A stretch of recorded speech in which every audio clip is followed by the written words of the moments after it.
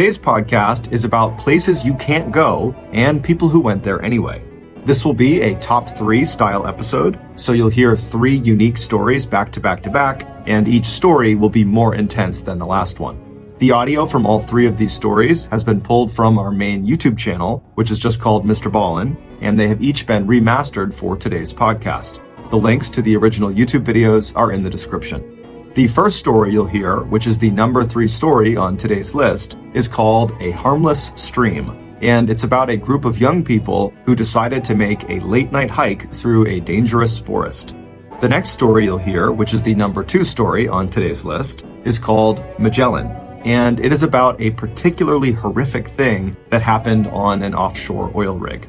And the final story you'll hear, which is the top story of today's list, is called Boilermakers, and it's about a college freshman who finds an off-limits door on his campus. But before we get into today's stories, if you're a fan of the strange, dark, and mysterious delivered in story format, then you've come to the right podcast because that's all we do, and we upload twice a week, once on Monday and once on Thursday. So, if that's of interest to you, the next time the 5-star review button has an itch on their back, offer to scratch it for them, but continuously misunderstand their directions so you never actually itch the right spot.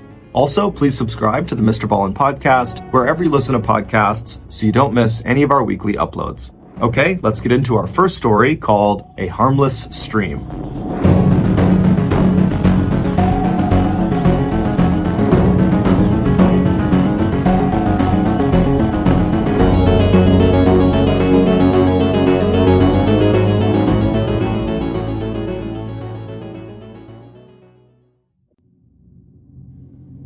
In the late 1860s, a group of rugged American explorers came out of the wilderness and went straight to a newspaper to tell them about this otherworldly place they had found. And so the newspaper sat down, they got their notepad out, and these explorers start describing this place. And they say, okay, well, it's this huge expanse of wilderness. And in the middle of it, there are all these boiling lakes that are either neon green or yellow or red or all of those. And they're shooting boiling water into the sky. And there are these breathtaking waterfalls and snow-capped mountains. And there are bison and elk and wolves and bears just free roaming the whole area. And so the newspaper, they take all this down, and at the end of it, they say, okay, guys, well, unfortunately, we don't publish fiction. But these explorers weren't lying. They were describing an area that we now know as Yellowstone National Park, which is this massive expanse of wilderness in Wyoming that sits on top of a volcano.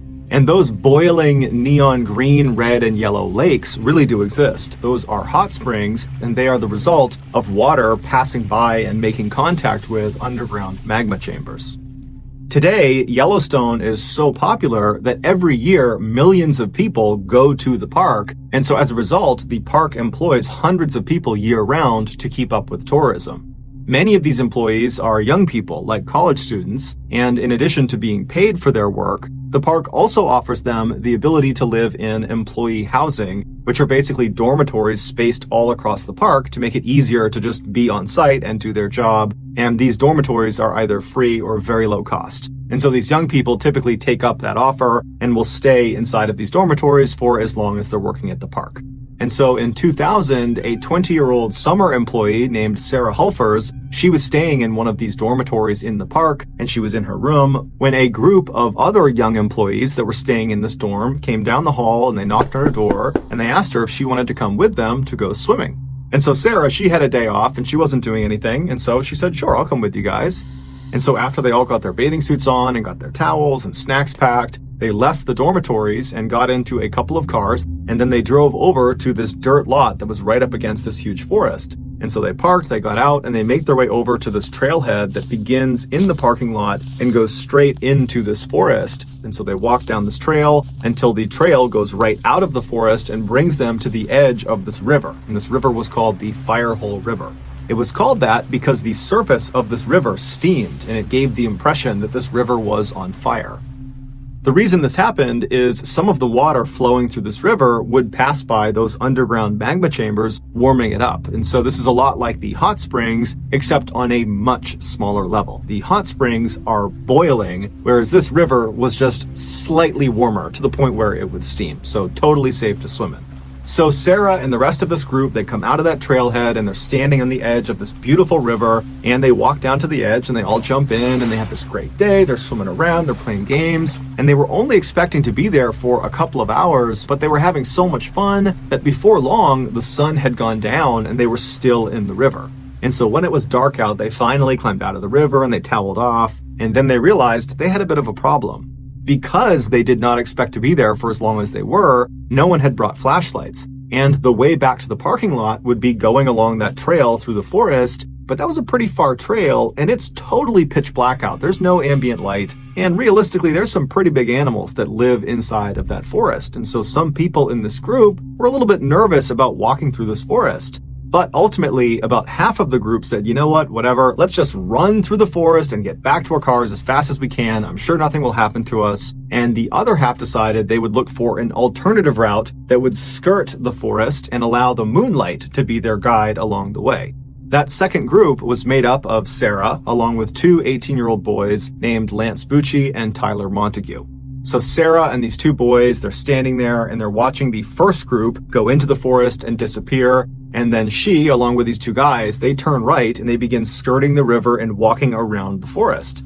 And so they walk downstream with the river on one side and the forest on their left. And they're walking for a while until they see up ahead on their left, it looks like the forest is starting to thin out maybe a little bit. And so they took that as an opportunity to cut left and basically begin kind of going straight towards the parking lot, which was generally off to their left. And so they make that turn, they start walking, and the terrain is relatively open. It's this big open field with a couple of trees here and there. It was pretty easy to navigate, and they felt like, hey, we found a great alternative route. The moonlight's still shining through. We got great visibility. And so they're walking along happy as can be. And then they see there's a couple of streams up ahead. They get to the first stream and it's not that big, so they jump across it. They get to the next stream, it's still not that big, they jump across that one. And then they get to this third stream and they realize, it's still pretty small, but it's significantly bigger than the last two. And so if we mistime it, we could fall into it.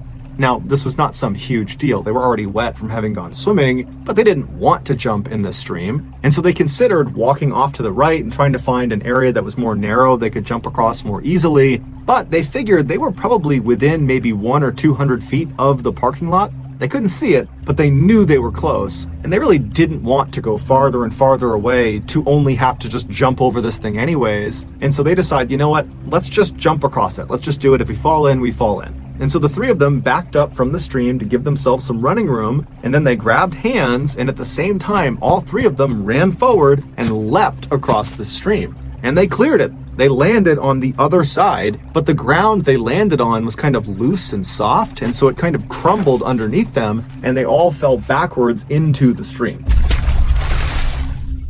In the darkness, this stream had looked like the other two streams they had seen, albeit a little bit larger, and so they were not thinking this could be potentially hazardous if they fell into the water. But it would turn out this stream was extremely hazardous. It was nothing like the other two streams they had encountered. This one was runoff from a nearby hot spring, and so the temperature inside of this stream was 178 degrees Fahrenheit. So it was practically boiling water, and it looked like it was shallow, but in fact, this stream was 10 feet deep.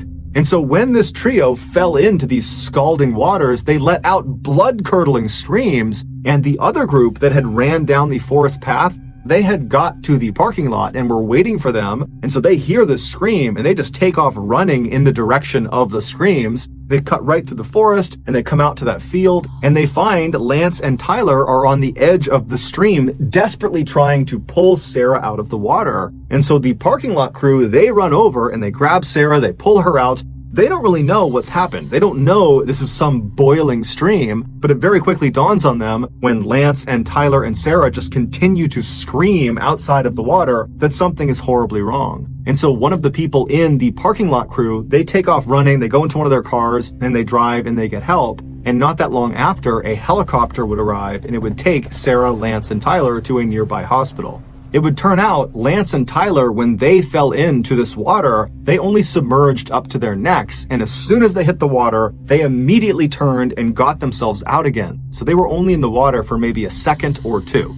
And these things ultimately saved their lives. Although they did still have burns over almost their entire bodies, they had to go through dozens and dozens of surgeries and years of rehab, and they had to pay all this money for medical bills. So it was not a smooth course after they got pulled out, but they lived. As for Sarah, she was not as lucky. When she fell into the water, she completely submerged. Her head, her body, all of it went under the water, and then she just could not get herself out again, and so she stayed in the water much longer than the guys did.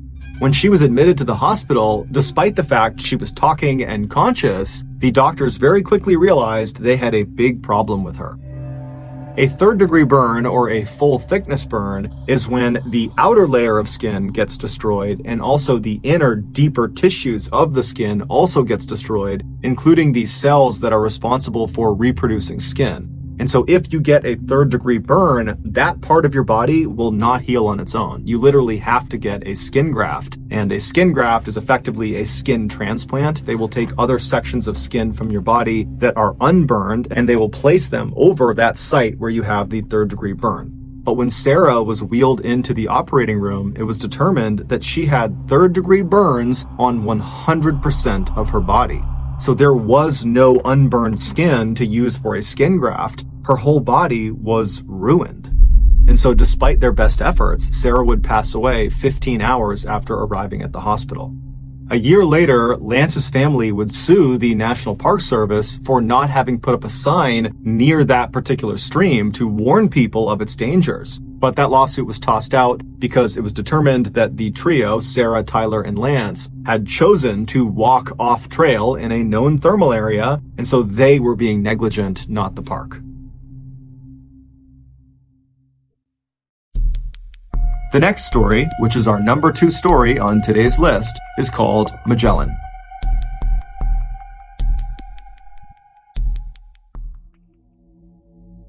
If you hop in a boat just off the coast of Aberdeen, Scotland, and you cruise eastward, after about 7 hours, depending on your speed and the weather, you would come across this massive man-made structure jutting up out of the ocean. It looks like a cross between a construction site and a corporate office building sitting on top of 100-foot-tall metal stilts. It's called Magellan, and it is an offshore oil rig, and it will remain in place until all the oil has been sucked up in that area.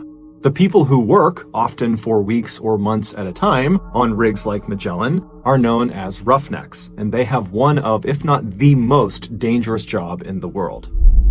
All exterior surfaces on these offshore rigs are always slick, either with water or oil, and so there is a constant risk of falling, sometimes hundreds of feet. If you're up on a higher platform, you could fall to a lower platform, which could be fatal, or you could fall clean off the rig all the way to the ocean 100 plus feet below.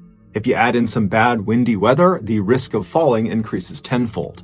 Also, the crude oil that these roughnecks are drilling for is highly combustible, and so fires are a huge concern as well. And if that wasn't risky enough, there's also this phenomenon known as a blowout, where basically the oil well that the drill is actually drilling into will just explode. Now, all rigs have some sort of mitigating equipment to try to save themselves in case this occurs, but in reality, if it happens and you are unfortunately near the drill when it happens, you are likely to be killed or maimed. While the downsides of working on an oil rig are fairly obvious, the upsides are too. Namely, your pay is fantastic. In 2000, a 41-year-old father of 2 named Gordon Moffat was a roughneck working on the Magellan. His primary job was to perform maintenance on the drill. Now, these offshore rigs work great most of the time, but they do have a habit of breaking down fairly often. And for a drilling company, anytime they are not sucking out crude oil, they're losing money. And so it was just a known thing when you worked on one of these rigs that as soon as there is an issue that causes the drill to stop working, it must be fixed immediately, whether it's day, night, horrible weather, good weather, it didn't matter, it had to be fixed right away. And so on the night of October 9th that year, Gordon had just gotten back to his quarters to end the day when he got a call on his radio that he was actually needed to come back out to fix a problem that had stopped the drill. Now, Gordon was a seasoned roughneck, and he had grown quite accustomed to these late-night calls to go out and fix things, and so he wasn't annoyed. He just put his stuff back on, turned around, and he headed out the door. When Gordon got to the main deck, which is this wide open metal platform right in the middle of the rig where the drill actually passes down through it on its way to the ocean, when he got to the main deck, he was met by some of his coworkers who told him where he would need to go. The cabling that needed fixing was located right below the main deck. However, it was not accessible from the main deck. In order for Gordon to get to it, he would need to go down to the next lowest platform from the main deck. Basically, he would need to hop in an elevator and go down one floor. And from this lower deck, the crew on the main deck would lower down a harness attached to a long wire. They would feed it down through this hole in the main deck platform called a mouse hole. It was about 10 inches across. And they would feed it down, and he would grab the harness, he would put it on, and then he would signal up to the main deck crew, who could literally see him through this mouse hole. They would turn around and they would signal somebody called the hoist operator. And they were located above the main deck, slightly back. They couldn't actually see Gordon, so they're relying on communications with the people on the main deck. And the hoist operator would start their winch. And a winch basically reels in the wire that was connected to the harness that was on Gordon. And so once the hoist operator was informed, he'd turn on the winch, and then Gordon would be raised up until he could access these cables, and then he'd do his maintenance and be lowered back down, and that would be it. Now, Gordon and the crew had done maintenance using this winch system many times before, so this was a very routine fix. So Gordon made his way from the main deck down to the slightly lower deck, and he looked up at the mouse hole and he watched as the main deck crew members lowered the harness with the wire attached to it down through the mouse hole. And so Gordon grabbed the harness, he put it around his waist and he secured it. And after he was sure it was on correctly, he signaled up to the crew on the main deck that he was ready to start, and they in turn turned around. They flagged the hoist operator who started the winch. And so very slowly, Gordon was lifted off the platform he was standing on, and he was brought up after several minutes, all the way up about 10 feet to access these cables. And as soon as he was parallel with them, he waved to the main deck crew, who were not far from him at this point, and he said, "I'm good." And so they turned around, they told the hoist operator, who stopped the winch. And so Gordon got his tools out and he began working on these cables, and the whole time he's trying to stay in one place because the wind is whipping through and he's kind of dangling and swinging around. And then eventually he finishes the repair, the cables are good, and so he signals the crew on the main deck through the mouse hole that he was good to go. "You can lower me back down now." And so the main deck crew, they turn, they wave to the hoist operator to go ahead and lower Gordon, and the hoist operator, he gives the thumbs up and he starts the winch. However, the hoist operator accidentally forgot to switch the direction of the winch. And so when he started it again, instead of the winch spooling the wire out and lowering Gordon, it continued to reel the wire in, pulling Gordon upward. Now, the winch did not move very quickly, and so it wasn't like Gordon is rocketing up towards the mouse hole. However, this problem was immediately recognized by Gordon and the main deck crew, and so they're frustrated. They're yelling up at the hoist operator saying, "Stop, stop, stop, reverse the winch." They're all waving and flagging this guy down. But the hoist operator, after he had hit start on the winch, had just kind of turned around, because this is a routine thing they've done a million times before. And so he's not looking at the crew on the main deck. So he has no idea what's going on. And it was so windy and loud that night on board the rig that he couldn't hear their cries. And so the winch just continued to reel in the wire, slowly raising Gordon closer and closer to the mouse hole. Now, Gordon could not get out of his harness unless he was on the platform below. So there was no way to escape the situation he was in. And so Gordon, after a few seconds of this not stopping and him continuing upward, he starts screaming. He's not annoyed anymore. He's terrified. And so is the crew on the main deck. They are now frantically screaming at the hoist operator to stop the winch, but nothing is working. And so one of the main deck crew members, sensing that they need to do something different to get this guy's attention, he runs away from where the mouse hole is to this nearby phone. And this phone is connected up to the hoist operator station, and he picks it up and it starts dialing. Up in the hoist operator station, he's still not paying attention when the phone rings. He grabs the phone, puts it to his ear, and immediately he's hit with screams to stop the winch. And so the hoist operator, totally confused, whips around and hits stop on the winch. But it was too late. Just a few moments earlier, Gordon had finally been pulled all the way up right to the entrance of the underside of this mouse hole. And as he reached this hole, he tried to position himself in a vertical position so that maybe he could slip his upper body into the hole and he could just kind of slide through the hole. He'd still be hurt by it, but it would limit the damage. However, because of his harness being on his waist right in front of him, he couldn't get himself into a vertical position. He could only lay back in a horizontal one. And so when he reached the underside of the main deck and he's looking right at this mouse hole, he just put his arms and his legs out and tried to push himself back as if he could fight the winch and keep himself from going into this hole. But there was nothing he could do, and so his pelvis first was pulled into the 10-inch hole. And as his body begins to literally break in half, he's screaming out in pain, and then by the time the hoist operator had hit stop, Gordon was already deceased, and only a section of his torso actually made it up through the hole. Gordon's company was found guilty of being blatantly delinquent on many safety protocols, and so they were fined £60,000, and then they paid an undisclosed amount to Gordon's family. The next and final story, which is the top story of today's list, is called Boilermakers.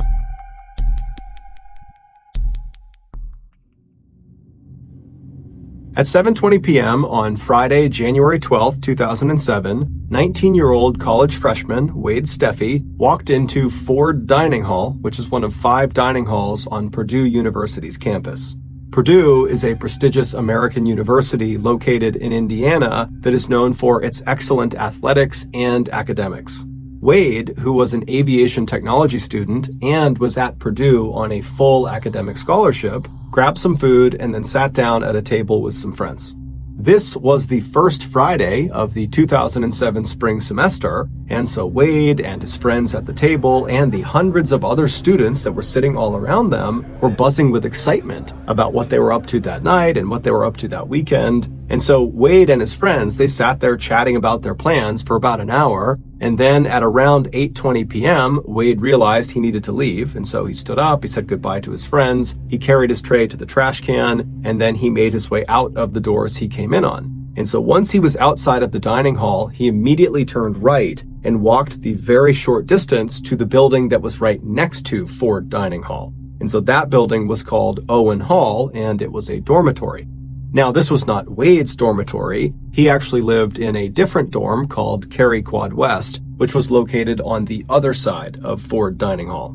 And so Wade goes inside of Owen Hall because he has some friends in there, and he makes his way to their room, and when he goes inside, he sees they're all kind of sitting around chatting and drinking some alcoholic drinks. And so Wade sits down and he has a couple of drinks and he just hangs out with his friends for about an hour.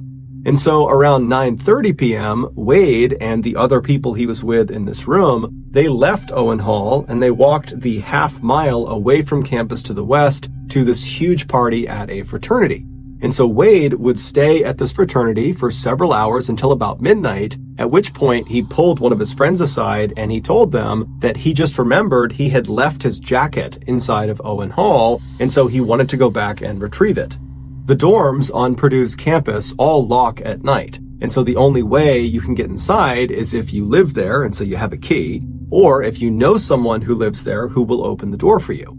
And so during his walk back to Owen Hall, Wade would make 6 phone calls in an attempt to get someone in Owen Hall to open the door for him. But 4 of his phone calls would just be the wrong number, and so the people that were picking up and he was asking to open the door, they didn't know what he was talking about, and so they hung up. But he did call 2 people that did live inside of Owen Hall. However, they didn't answer their phones.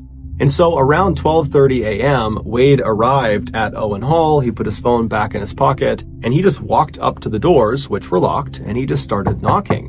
And eventually, a resident of Owen Hall who didn't know Wade, and Wade didn't know them, they heard the knocking, and they came out to the door to see what was going on, and they looked through the glass, and they saw Wade, and apparently they decided that Wade looked too intoxicated to let into the building, and so they refused him entry. And so Wade apparently stood there, he kept knocking for a little bit, but he eventually just kind of gave up, he turned around, and he walked away. Fast forward a few days to Tuesday, January 16th, and Wade's roommate, who had actually been gone all the past weekend, he returned, and the first thing he noticed when he got back to his dorm was that Wade was not in the dorm. And so he called and texted Wade, but he didn't get a response. And so the roommate went out around the floor that they lived on to ask people if they had seen Wade, and no one had seen him since the previous Friday.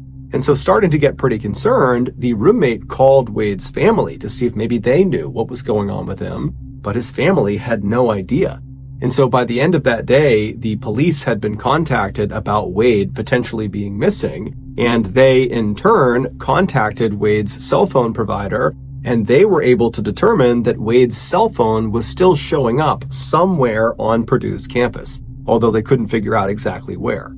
So that evening, a massive campus-wide search was launched with hundreds of police officers and volunteers. Even the school's equestrian club came out with their horses to search the nearby woods. But despite this huge search effort that would go on for several weeks, the only thing they would find of Wade's was one of his shoes. It was found on January 20th, so just 4 days into the search, and it was located right outside of an exterior door that led into a maintenance room inside of Owen Hall. But when they searched this maintenance room, Wade wasn't in there. Finally, after nearly a month of searching, when they still had not found Wade, the official search was called off. On March 19th, roughly 2 months after Wade had been reported missing, a maintenance worker was downstairs in the laundry room of Owen Hall when they heard a strange popping sound. At first, the worker thought it was actually coming from one of the washers or dryers that was on, and maybe there's a loose coin or some piece of metal that was inside of the washer or dryer that's getting banged around inside, and that's making the sound. And so this worker began walking around the laundry room, kind of listening in to each of the washers and dryers that were on to see if they were making this sound. And so as he's doing this, he hears the popping sound again, but it's clearly not coming from any of the washers and dryers. In fact, it's not even coming from inside the laundry room. It's coming from somewhere out in the hall. Curious, he leaves the laundry room and he goes out into the hall, and as soon as he's standing in the hall, he hears the popping sound again. And this time, it was obvious that it was coming from behind the closed door that was directly opposite the laundry room. So the worker pulled out his big set of keys, he opened the door that was directly in front of him, and he stepped inside. Moments later, he would make a big discovery.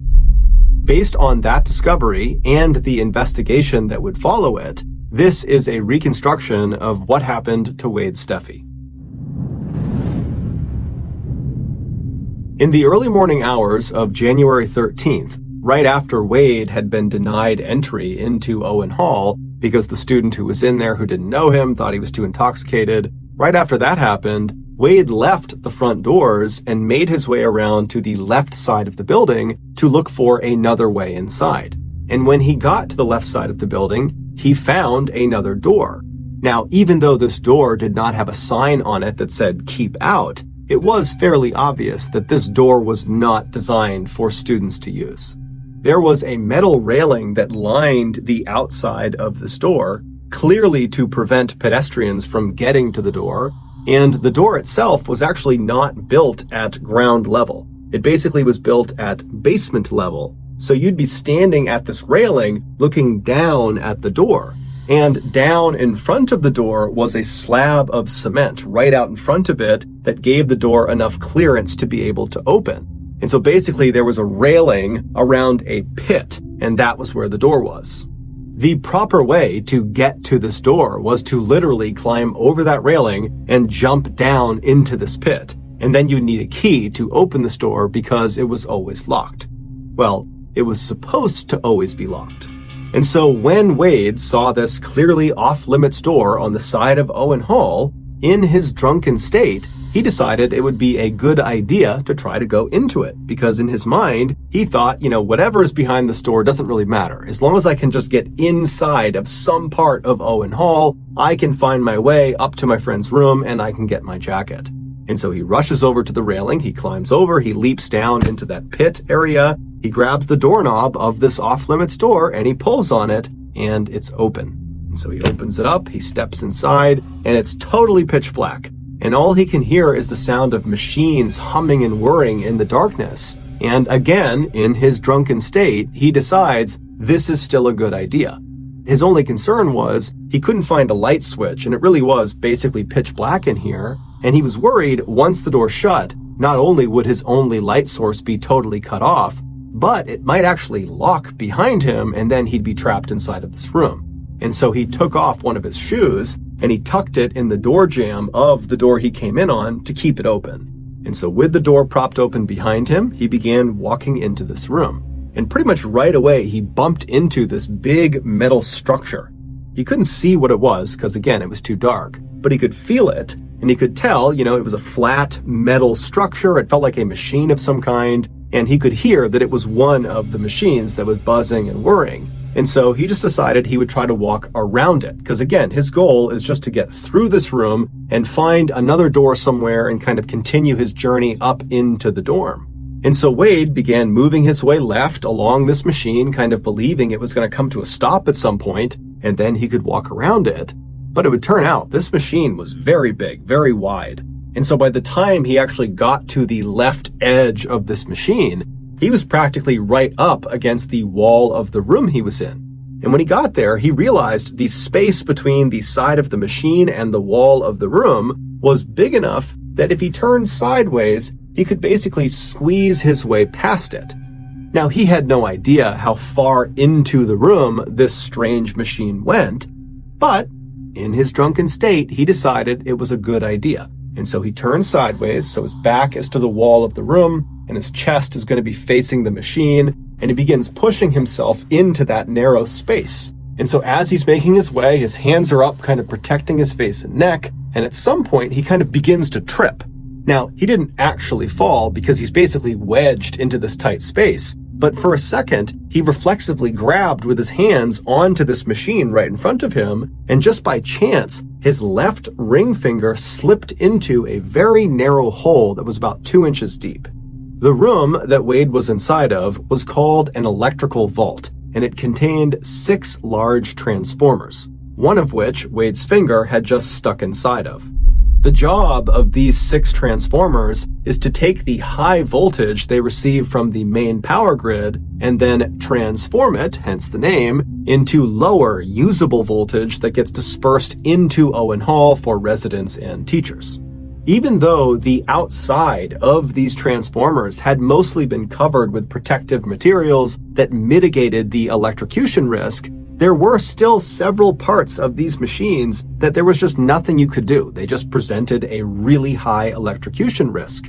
And one of those sections you needed to be extra careful with was that 2-inch hole that Wade's finger slipped inside of. At the back of that hole was an exposed electrical conductor, and the second the tip of his finger touched that conductor, between 2,000 and 4,000 volts of electricity were pumped into his body. For reference, when people get executed via the electric chair, they are electrocuted with 2,000 volts of electricity. Wade likely died instantly, but because of the fact that he was kind of wedged between the transformer and the wall, after he died, he didn't just slump onto the ground. Instead, he remained in a semi-upright position with his finger still stuck inside of that hole. And so for the next 2 months, his body just continued to be electrocuted every second. Finally, sometime in March, as a result of Wade's body fluids draining out of him, the electrical current that was being pumped into him altered its course and began snapping outside of his skin into the ground. And so the sound of the electrical current actually striking the ground was that popping sound that the maintenance worker heard. The door that the maintenance worker opened in order to investigate the sound was the only other door that led into the electrical vault, the other being the exterior door that Wade had gone in on. Initially, when the worker opened that door and looked inside of the vault, he actually didn't see Wade, but he smelled something funny, and that was what led him to walk into the room and make his way around, and that's when he spotted Wade's body. Earlier, on January 20th, when they found Wade's shoe, which at some point had just slipped out of the door jamb, so it was not propping open the exterior door when it was found, it was just sitting in that pit area and the exterior door was shut. And so when they found that shoe, the police, they did go inside of the electrical vault, but they didn't go in through the exterior door. They went around and went in the same door that the maintenance worker opened from right across the hall from the laundry room. And when they opened it up, they just looked into the room. They didn't walk into the room, they just looked from the doorway, and from their perspective, they couldn't see Wade. And so that was why initially they had said, Wade is not inside of that room. Ultimately, because that exterior door to the electrical vault was supposed to be locked at all times, and clearly it was not because that's how Wade got in, Purdue was found to be negligent, and so they agreed to pay Wade's family $500,000, and they also set up a scholarship in Wade's name. Thank you for listening to the Mr. Ballen podcast. If you got something out of this episode and you haven't done this already, the next time the 5-star review button has an itch on their back, offer to scratch it for them, but continuously misunderstand their directions so you never actually itch the right spot. Also, please subscribe to the Mr. Ballen podcast on YouTube, Spotify, Apple Podcasts, Amazon, Google, and anywhere else you get your podcasts. This podcast airs every Monday and Thursday morning, but in the meantime, you can always watch one of the hundreds of stories we have posted on our main YouTube channel, which is just called Mr. Ballen. We now have a registered 501c3 charitable organization called the Mr. Ballen Foundation that makes it as easy as possible for you to join me, my family, and my team in supporting those whose lives have been most impacted by violent and heinous crimes. Monthly donors to the Mr. Ballen Foundation Honor Them Society will receive free gifts and exclusive invites to special live events. But the real reward is helping to create a new ending to the story for victims of violent crime. Go to mrballen.foundation and click Get Involved to join the Honor Them Society today. If you want to get in touch with me, please follow me on any major social media platform and then send me a direct message. My username is just @Mr. Ballen, and I really do read the majority of my DMs. Lastly, we have some really cool merchandise, so head on over to shopmrballen.com to have a look. So that's going to do it. I really appreciate your support. Until next time, see ya.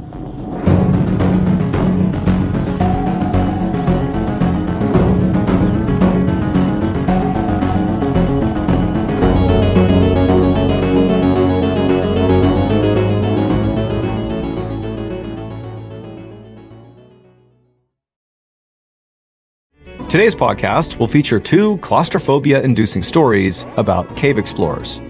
The audio from both of these stories has been pulled from our main YouTube channel and has been remastered for today's episode. The links to the original YouTube videos are in the description. The first story you'll hear is called Into the Dark, and it's about a man who faces a nightmare in a bat cave. And the second and final story you'll hear is called Last Wish, and it's about an explorer who tries to find a new undiscovered chamber inside of a cave. But before we get into today's stories, if you're a fan of the strange, dark, and mysterious delivered in story format, then you've come to the right podcast because that's all we do, and we upload twice a week, once on Monday and once on Thursday. So if that's of interest to you, please offer to go skydiving with the Amazon Music follow button, but be sure to replace their parachute with a trash bag. Okay, let's get into our first story called Into the Dark.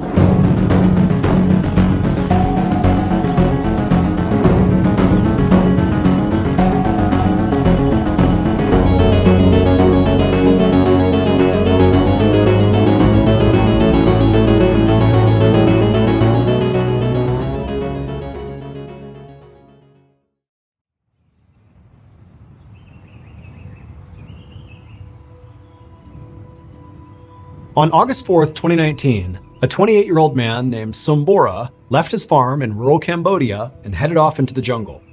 His goal that day was to climb the nearby Chakrai mountain and try to harvest as much bat guano as possible. So bat guano is bat poop, and it makes excellent fertilizer. And in the jungles of Cambodia, there are all these mountains, including Chakrai Mountain, that have these cave systems full of bats, so it's a great place to go looking for bat guano. And Sum and his family, they would go out there and harvest as much as they could in order to support their farm. This is kind of like their main business. And so on this particular day, Sum was not just going to climb this mountain and go into random caves and hope for the best. Today, his mission was to go to one cave in particular that he knew had a ton of bat guano inside of it, mostly because the other people in the area that went out harvesting bat guano, they wouldn't go into this cave. And the reason for that is the cave was really, really narrow and tight and frankly dangerous because of it, and so they didn't go into it. But Sum was a very slight guy with a narrow frame, and so he could basically get himself into tight spaces and reap the benefits of places like this cave. And so after hiking for about an hour through the jungle and then up this mountain, Sum finally reached the entrance to this particular cave. and it was an opening that was about 3 feet by 3 feet, and you really couldn't see very far into it. But Sum knew what he was doing, and pretty much immediately got down on his stomach. He got his flashlight out, he took his guano bag, which had a long strap coming off of it so he could drag it behind him, and he began wriggling his way into this opening. Now, the way this cave system roughly worked is there was this narrow entrance that went kind of straight ahead like a tunnel, but then periodically, as it continued along, there would be these kind of like pockets, these openings where it would get big enough where Sum could actually get up onto his hands and knees and kind of move around a little bit. And it was inside of these pockets, these caverns, where all the bats would be. And that's where most of their poop was. And so all Sum was trying to do as soon as he went inside this cave is get to these caverns and then do his harvesting. And so Sum, he wriggled his way forward, he got through that first tunnel section, and he entered the first cavern, and sure enough, there were quite a few bats on the ceiling, and there was all this bat guano, about a pound of bat guano. And so he scooped it all up, he put it into his bag, and then he kept on moving through the tunnel into the next cavern. And as he was making his way down that second stretch of tunnel, shining his light ahead, he saw what looked like the walls moving up ahead when he was looking into the next cavern. But he knew that was not actually the wall moving, there was a whole bunch of bats in this next cavern. And so from his perspective, it seemed like there were way more bats in that cavern than this one. And so in theory, this next cavern was going to have a ton of bat guano, potentially all he would need for this entire journey. He could just pack his bag and leave after this next cavern. However, there was a small problem. Now, Sum had come to this spot many times before, and he knew that going from the first cavern to the next cavern had a little bit of a hiccup. On the ground, as you crossed the threshold into this second cavern, was a crack in the ground that basically ran perpendicular to the way this tunnel ran. Now, the crack was only about 6 inches wide, but when you were over it shining a light down into this crack, it was like it went on forever. It was like this unending hole in the earth. And so Sum always just got creeped out climbing over this crack, because there was really no way to go around it. You really had to go right over the top of it, because all he was thinking about is like, what's down inside of this deep hole in this cave? It's reminiscent of how people are scared of really deep oceans, like thalassophobia. It's fear of what's down there. And so Sum just really didn't like it. But again, he knew there was going to be a ton of bat poop if he could just cross over that crack, and so it was worth it.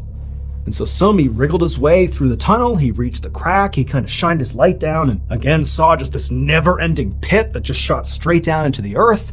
But Sum took a deep breath, he wriggled over the top of it successfully, and after he crossed it and he was about to enter into the cavern to get this huge bat guano payload, he felt something tugging on him, and immediately he was terrified and he whipped his head around wondering what could possibly be grabbing him. When he realized nothing was grabbing him, it was his guano bag that he dragged behind him with that big strap. It had gotten stuck on the crack itself.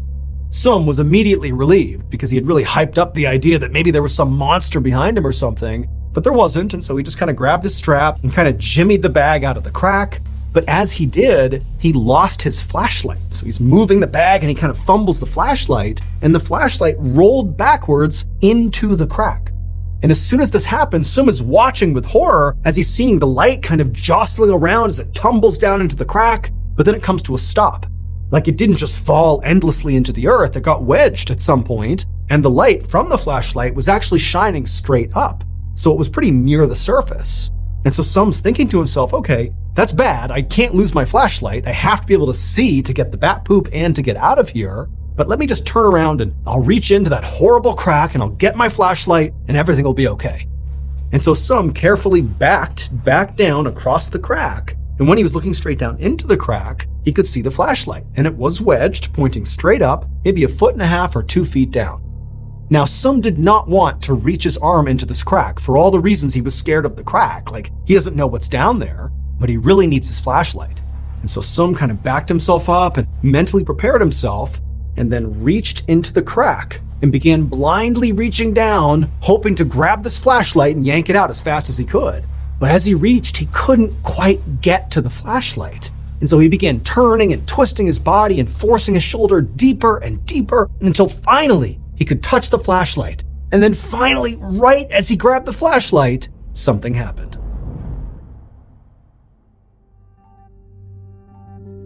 That night, Sum did not return to his farm. Now, his family was not actually that worried about it because it was not uncommon for Sum to go out on these guano foraging adventures and be gone for, a couple days at a time. However, After another 2 days went by and still Sum had not returned, his family started to get worried. And so ultimately Sum's brother decided to go out and look for him. Sum's brother had often collected guano with Sum in the past, and so he knew roughly where Sum liked to go, including Sum's favorite spot, that cave up in the mountain. And so when the brother went out looking for him, pretty quickly he found himself in that favorite spot. Now, Sum's brother was about the same size as Sum, and so he too could navigate this very tight tunnel. And so that's what he did. He got down on his stomach, he had his flashlight out, and he yelled into the cave for Sum, but there was no answer. And so he eventually made his way to that first cavern. He didn't find Sum, he kept going, and right as he was about to hit that second cavern, as he shined his light ahead, he saw there was a bag on the ground, and it was his brother's guano bag. And so he knew his brother had to have come here, and he began yelling out for his brother, but there was no answer. And then right as the brother paused for a second just to listen, he heard a faint cry, a human cry. And he called out, like, "Is that you, Sum?" And again, he heard another cry. But he's looking around and he can't see Sum anywhere. And so the brother just continues shimmying his way towards that second cavern. And right as he begins to cross over that crack, he hears the cry again, and it's coming from right below him. It's coming from the crack.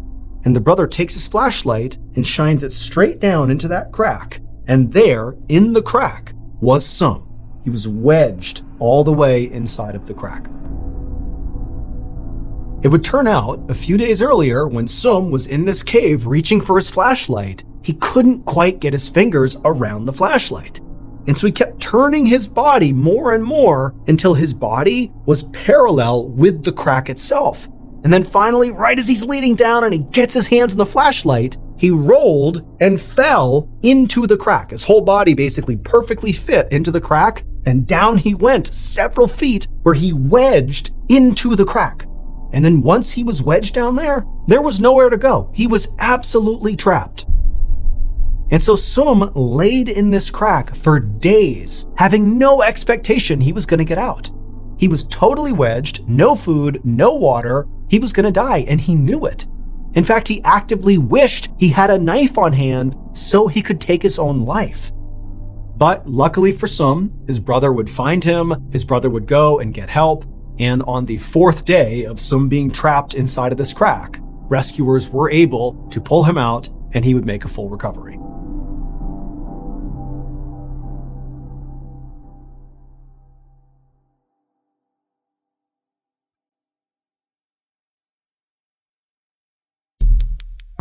The next and final story is called Last Wish.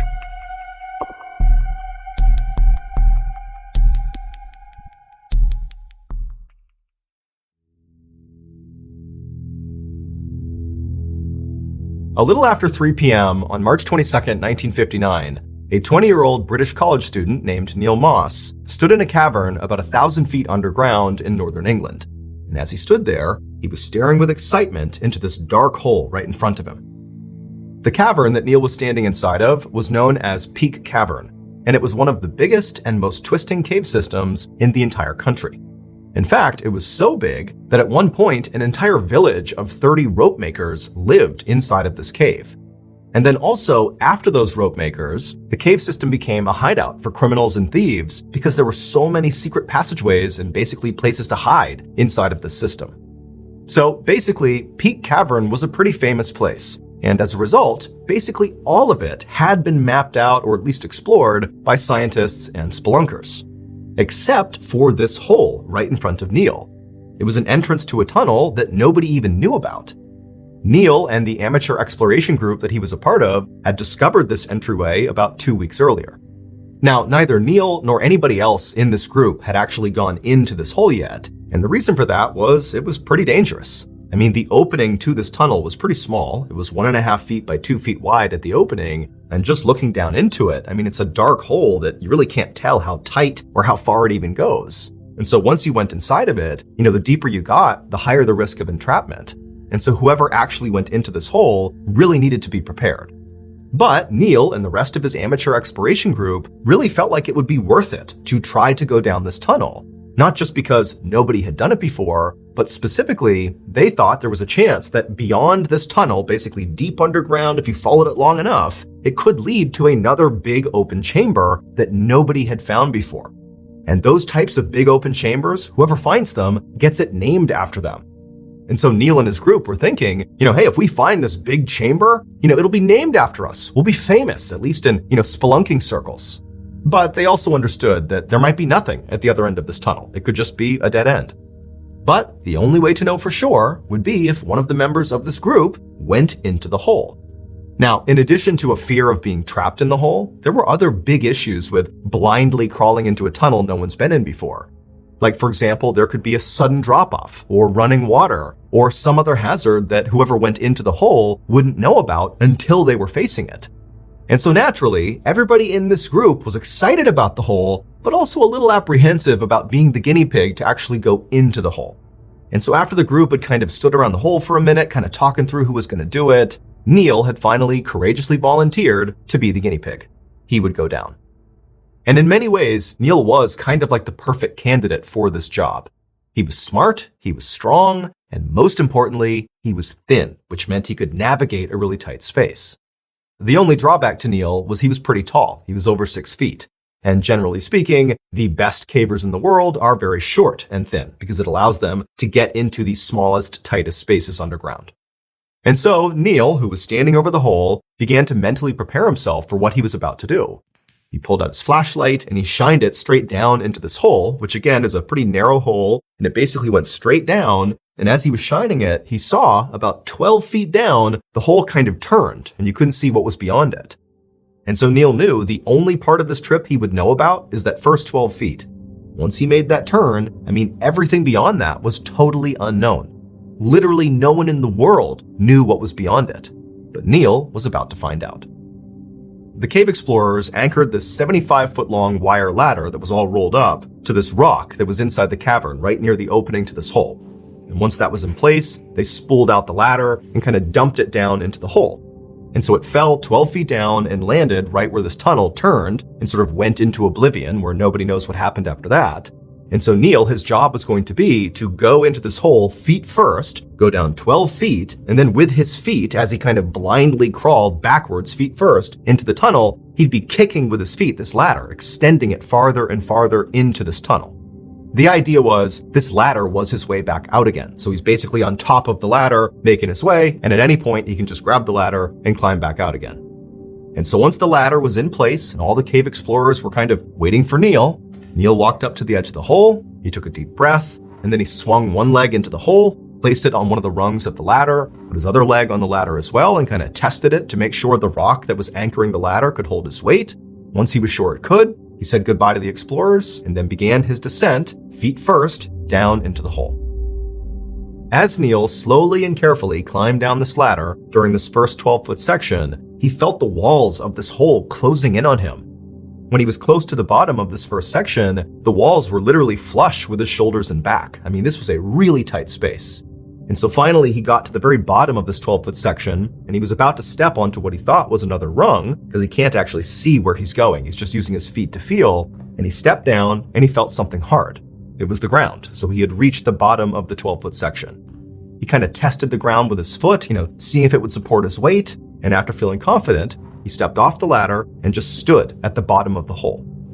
At this point, Neil used his feet to kick the ladder that was still coiled up at the bottom of the hole into the next turn, into the next section of the tunnel that he'd be going down.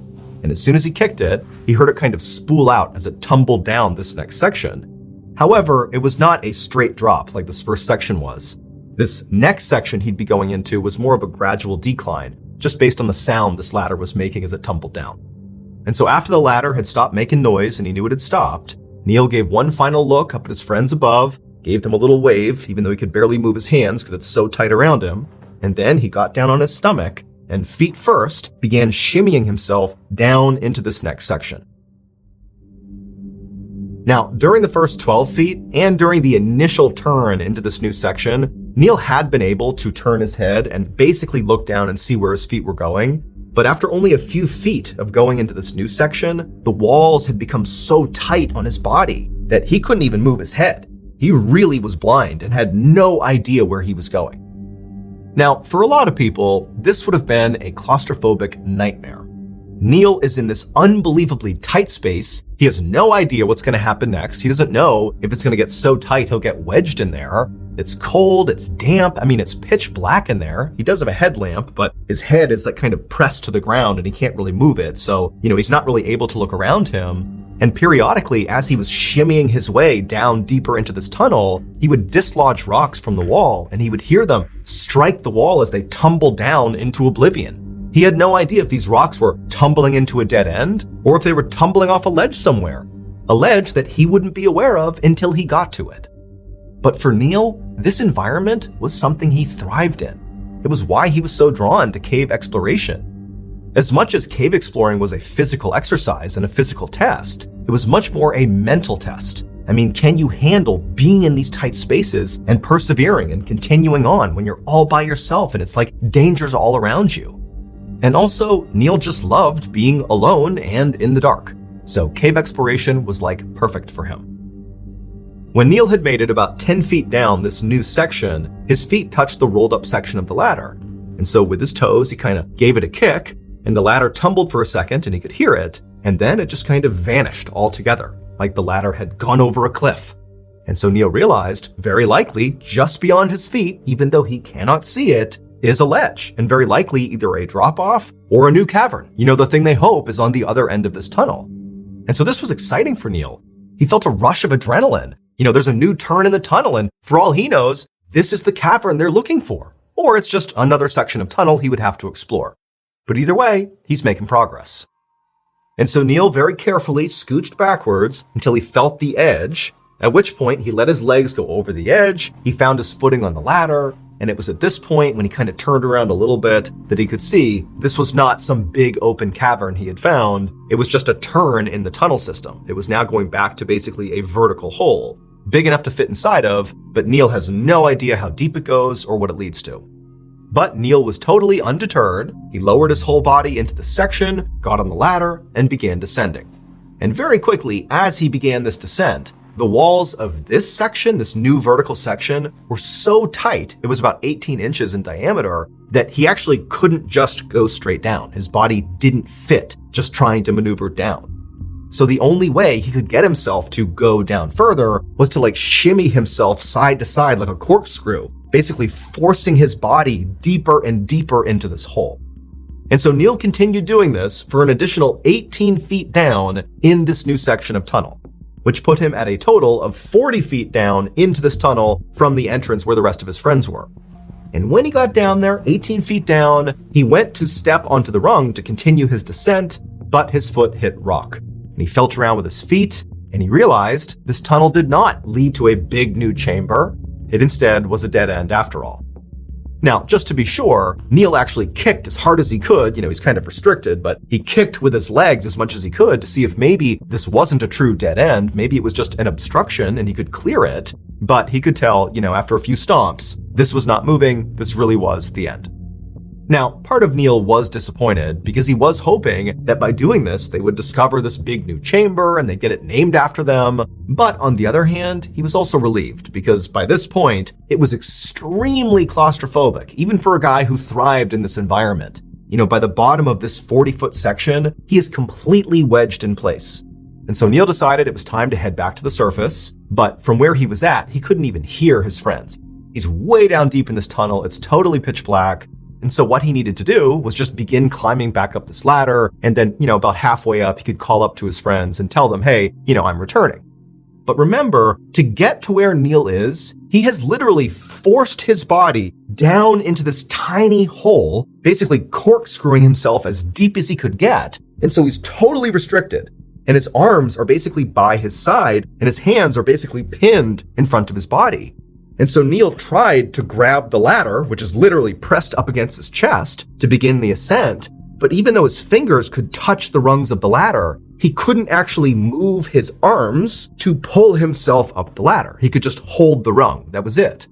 But Neil had been in similar situations before, and what you do is you just use your legs. You drive with your legs and push your body up until your arms can go above your head, and then you continue the ascent. However, his legs also were basically in the same situation. It was so unbelievably tight around his legs that he couldn't lift his legs up. He could just basically wiggle his feet. Basically, there was no way physically for Neil to get himself out. he would need his team up above to pull him out. And so Neil began shouting as loud as he could, trying to get the attention of his friends up above, telling them, hey, I'm stuck, pull me out. And then also, as best as he could with his hands on the rung, he kind of pulled on the ladder, signaling to them like, hey, get me out of here. Now, he couldn't really hear anything up above. It was sort of muffled, and he couldn't tell if they were yelling back down to him. But as he was holding onto the ladder, he felt a little bit of tension, suggesting they were pulling on him. However, as he held on, waiting to be pulled up and out, he didn't budge. Like, despite the tension on this ladder clearly coming from the surface from his friends, he wasn't moving. And that's when Neil realized he had made a critical mistake. When he had reached the bottom of this tunnel, when he realized it was a dead end, he had stomped with his feet to confirm it really was a dead end. And when he had done that, he had inadvertently kicked the rungs of this ladder into a crevice, and then rocks, which he had heard kind of falling when he was kicking, landed on top of it, basically pinning the ladder in place. Basically, this ladder was now anchored inside the cave, which meant no matter how hard his friends on the surface pulled, they would not be able to pull the ladder up, which meant they couldn't pull Neil up. And Neil, once he realized this was the issue, he tried to move his feet to clear the rocks off the bottom of the ladder, but he couldn't. It was too tight around him. And so, Neil was totally stuck.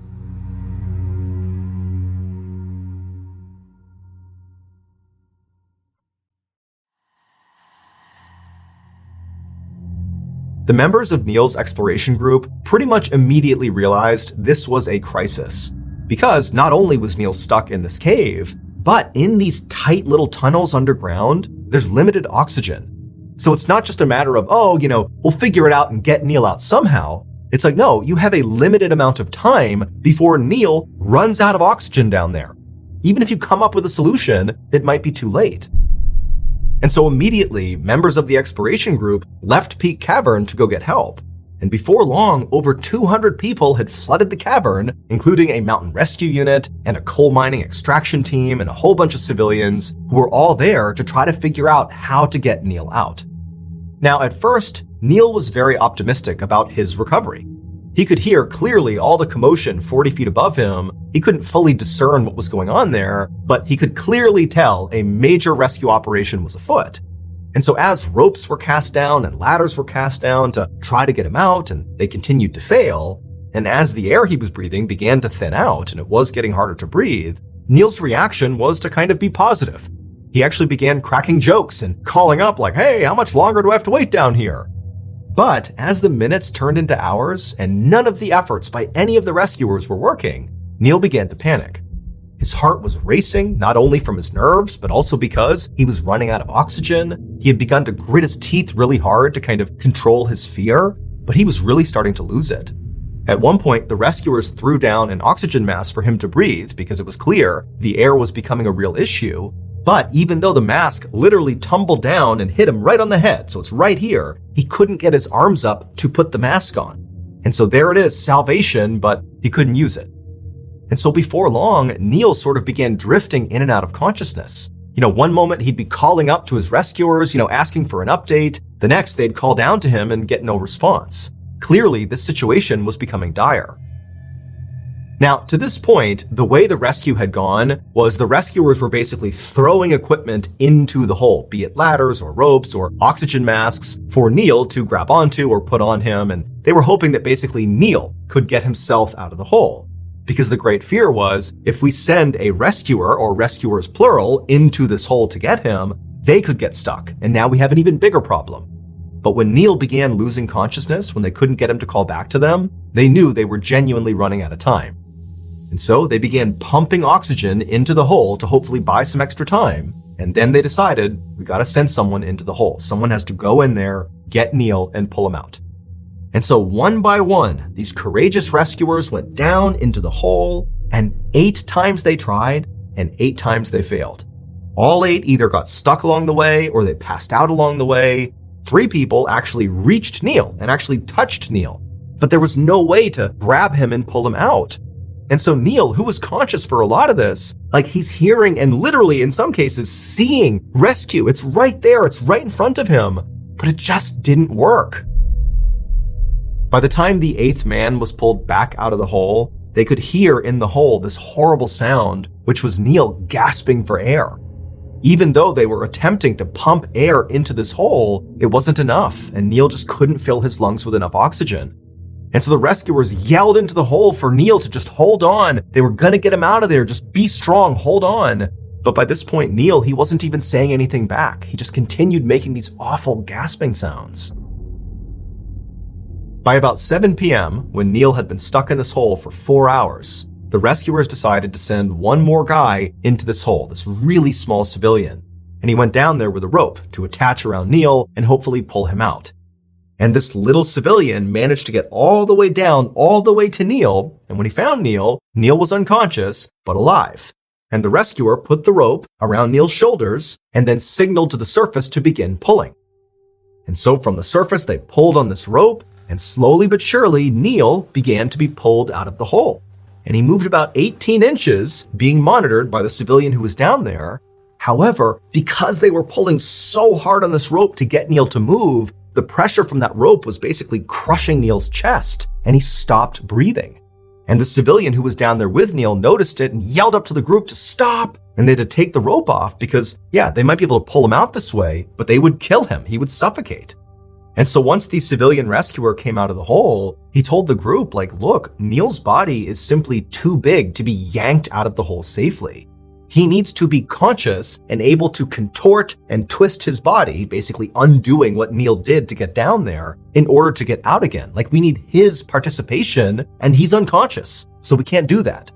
And so at this point, the rescuers were totally desperate. They know Neil is still alive. They can hear some of his ragged breathing coming out of the hole, but they knew they had to do something drastic right now or Neil was going to die. And so they came up with this plan for this even smaller rescuer, this woman, to go down into the hole, get to Neil, and break his collarbone to try to shrink his body to be able to pull him out. And so this woman, she goes down there and she reaches Neil, but she failed to break his collarbone. And so she too had to come out of the hole, leaving Neil behind.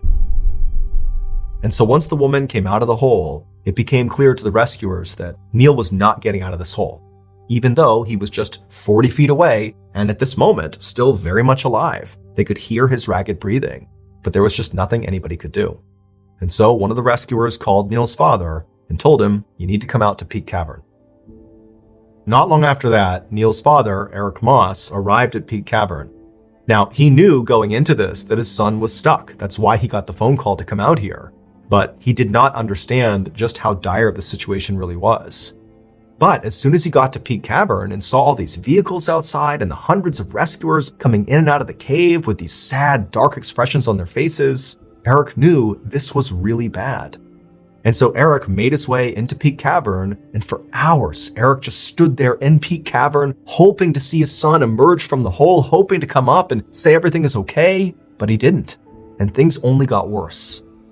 It eventually began to rain, and unfortunately, Peak Cavern, and specifically the hole that Neil was stuck inside of, flood when it rains. And so as rainwater is pouring into this cavern, and Neil is still alive but stuck in this hole, they had to make the heart-wrenching decision in front of Neil's father to abandon the operation and get out of the cave, knowing Neil was going to die. Rescuers were finally able to get back into Peak Cavern at about 3 a.m. on March 24th, which is approximately 36 hours after Neil got trapped. By this point, the rains had subsided, the flood had cleared, and so they went in there hoping for a miracle. And when they got to the hole and listened into it, they actually heard Neil still breathing. He was still alive, but it was very clear he was at the end of his life. And all they could do was just sit around this hole and listen as Neil took his last few final ragged breaths. And then eventually they listened as Neil took his final breath and the hole went silent. Now, at this point, it was too dangerous to send anybody back down into this hole, and so no one could get physically close enough to Neil to actually confirm that he really is dead. However, after the hole remained silent for quite a while, a doctor who was on site did walk over and declare Neil dead.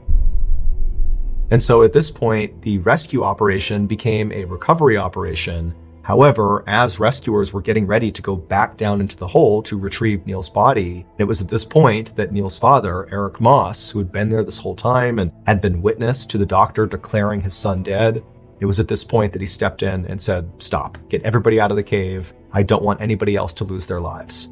And so ultimately, Eric made the decision to leave his son's body where it was. Eventually, once it was 100% certain that Neil really must be dead at this point, they would fill in the hole that Neil had climbed down inside of with loose rocks from the cave, entombing him inside of it forever. And in his memory, the tunnel that Neil died inside of was named after him. It's called Moss Chamber.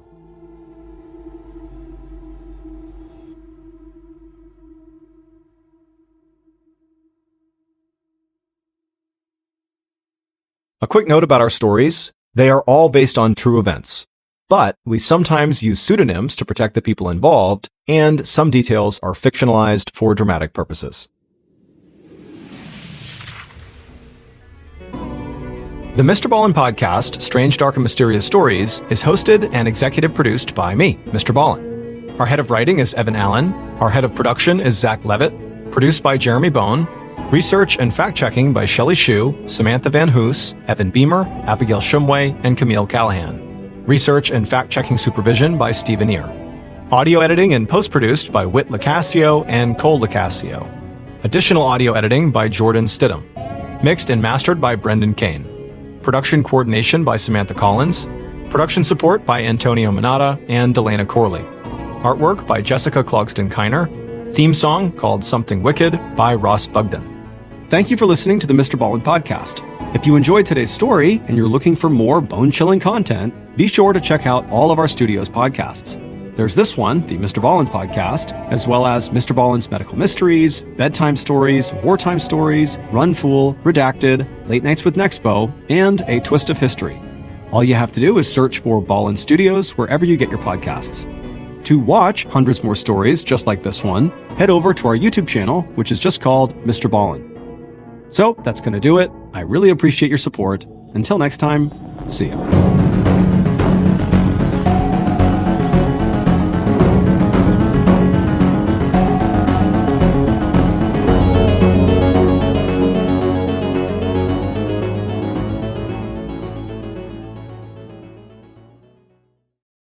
Today's podcast features 3 stories that all involve people who got trapped. The audio from all 3 of these stories has been pulled from our main YouTube channel and has been remastered for today's episode. The links to the original YouTube videos are in the description. The first story you'll hear is called Deep Sea, and it's about the one place no saturation diver wants to end up. The second story you'll hear is called The Escape, and it's about a series of deep holes that lie behind a door. And the third and final story you'll hear is called The Chute, and it's about a legally blind person who went looking for their phone in an extremely hazardous place. But before we get into today's stories, if you're a fan of the Strange, Dark, and Mysterious delivered in story format, then you've come to the right podcast because that's all we do, and we upload twice a week, once on Monday and once on Thursday. So, if that's of interest to you, please replace the Amazon Music follow button's eye drops with acid. Okay, let's get into our first story called Deep Sea.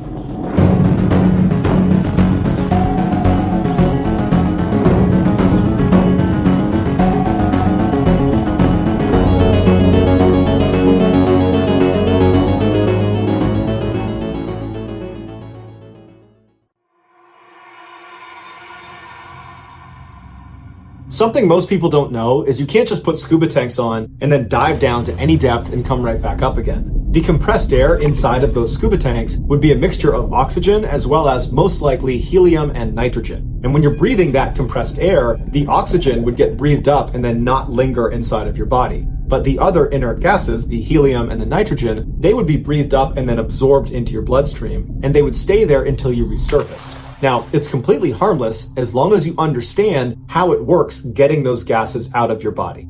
In a nutshell, as you ascend, these inert gases will leave your body on their own, but it's a gradual process. If you rocket to the surface before this takes place, these inert gases will not leave your body and they'll expand inside of you, and your body will become the equivalent of a shaken up soda can. And so at best, having all these bubbles inside of you is very painful. At worst, it's lethal.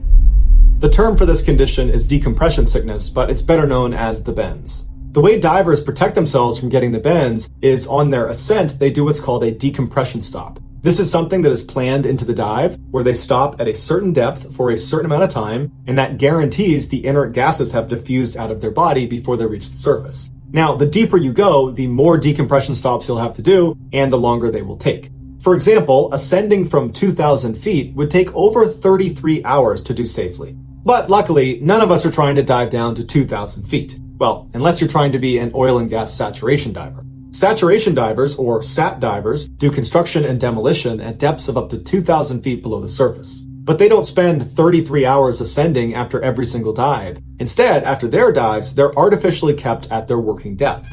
The way this works is the SAT diver climbs inside of a pressure chamber on board a ship or on board an oil rig, and this chamber also doubles as their living quarters. There's beds and there's a bathroom, but it's laughably small and uncomfortable. It looks like a small submarine. And once they go inside, they seal the door and then they pressurize it to match the depth that they're going to be working at the bottom of the ocean. And then also there's another pressure chamber called the dive bell that's connected directly onto the side of the chamber, and that's also pressurized to match the working depth.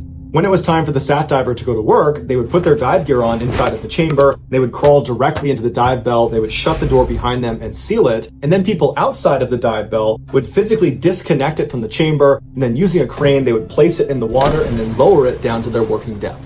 And once they get down there, because the pressure inside the bell is equal to the pressure outside the bell, they can just slide open a door on the bottom and the water does not come inside. And so the divers do slip through this hole and they do the work they need to do. And when they're done, they come back inside the dive bell, they shut it up, and then using the radio, they communicate with the people up on the boat or up on the rig, and they raise the bell back up, they reattach them to the chamber, they go inside, they take their stuff off, there's bunk beds and there's a bathroom inside of the chamber, and that's where they hang out until their next dive. This process is repeated for days and days and days, keeping them saturated with these gases. And then at the end of their shift, which is usually about a month long, they will have one long decompression they do inside of the chamber. While this system is highly efficient, it does not change the fact that saturation diving is extremely dangerous and terrifying. The sun doesn't reach below 700 feet, so most of the time these divers are in complete and total darkness. And it's unbelievably cold down there. And so their suits have hot water pumped into them through a tether that's connected to the dive bell. But if that were to fail, hypothermia would kick in almost immediately. They have flashlights, but the water is so full of sediment around the areas that they work that shining the light is basically like shining it into fog. You can't really see very far besides right in front of your face. SAT divers also report that sometimes the water around them will suddenly move violently, and they'll look around, but their crummy light and lack of visibility means they can't see what it was, but they know it's a large animal that's checking them out. Other times, these fairly large fish will swim right up to them and come right under their light. It's almost like they're being affectionate with the diver. But they're not being affectionate. They're trying to hide behind the SAT diver from some large predator that's out there watching them. Experienced SAT divers have learned to just accept their harsh environment down there and don't easily get scared. But there is one thing that all SAT divers are afraid of, and that is a lost bell. When SAT divers are down at their working depth, the dive bell that's brought them down there is usually situated right next to them, just kind of floating in the water. And this dive bell is connected to the ship or the oil rig above by a cable. And if that cable were to snap, the dive bell would fall to the bottom and it would take with it the divers because they're always tethered to the dive bell. If the divers survived the crash to the ocean floor, they would then just be trapped and have to hope that someone comes down to get them at some point before they run out of air or they succumb to hypothermia. While a lost bell scenario is incredibly rare, it has happened before. On August 7th, 1979, Richard Walker was inside of a pressure chamber on board a ship in the North Sea. He was a saturation diver who for the past 10 days had been in saturation and honestly was just over it. He wanted to go home to his wife and his 15-month-old daughter. That evening, before his scheduled dive, he wrote in his journal, "Dear God, I just want to get out." Soon after writing this entry, he and his partner, Victor Giel, put on their dive gear and hopped into the dive bell. The bell was detached from the chamber and then brought over to the side of the ship, and right before they lowered it into the water, somebody noticed the location transponder that basically beamed up where it was down below had become loose, and so the decision was made to just remove it. And so after they pulled it off, they lowered the dive bell onto the water and then slowly lowered it down to their working depth, which was 485 feet. Once they got down there, they opened up the hole at the bottom of the bell, and then they began taking turns exiting the bell to go work on this underwater structure. A few hours later, at 2:45 in the morning, Richard was the one outside of the dive bell, and he heard something behind him, and he turned around, and he saw the dive bell had slightly tilted on its side. Right as he noticed this, the radio in his helmet kicked on and told him he needed to go back inside the dive bell immediately, and they were going to try to pull them back up. And so Richard went inside the bell, he closed the hole behind him, and then he and Victor listened to the radio as they told them that the main cable holding the dive bell had slipped out. Now, this main cable was not the only thing connecting the dive bell up to the ship. There was also another clump of wires and tubes that was called the umbilical that ran all their power and hot water and their comms down to the dive bell. But this umbilical was not meant to be load-bearing. But as it stood with this main cable gone, the umbilical was holding the dive bell from slipping to the bottom of the ocean. And so the crew up on the ship decided their only choice was to use the umbilical to reel this dive bell back in. And so they began pulling them up by the umbilical, and almost immediately it completely snapped, and the dive bell fell to the bottom of the ocean about 50 feet below. Now, normally a dive bell would have what's called a clump weight hanging off the bottom of it. And in an emergency, you could detach this clump weight, and the dive bell is buoyant enough it would go up to the surface. But Richard and Victor's company had cut corners and not used a clump weight, and instead attached weights directly to the dive bell, which meant when they hit the ocean floor, the actual dive bell was sitting on the ocean floor, where that hole they would normally escape from was pressed into the seabed, so they could not get out of their dive bell. Whereas if there had been a clump weight, the clump weight would have hit the ground and the dive bell would have hovered slightly over it. And so worst case scenario, they could have gotten out and done a wet transfer into another dive bell. So with the umbilical cut, they had no radio communication, they had no heat, they had no light, and they had very little remaining oxygen. And so all they could do was just sit in darkness and hope somebody rescues them. Less than 30 minutes later, another dive ship arrived and offered to help. Now, they were not expecting to dive that night, so it took about 3 hours before they actually had their rescue divers in the water. And unfortunately, because the location transponder had been removed from the dive bell before Richard and Victor went under, it made it almost impossible for these rescue divers to find it. But after an hour of looking around, they finally found it. It was 7 a.m. and they went right down to the porthole and they shined a light inside of the dive bell. And inside, Richard and Victor are given a thumbs up like, hey, we're okay. We're just ready to get rescued. The fact that Richard and Victor were okay was communicated back up to the surface, and everybody on top was so excited, so relieved. And in fact, they called Richard's wife and they told her that, hey, there's been an accident, but your husband's just fine. He'll be out very soon.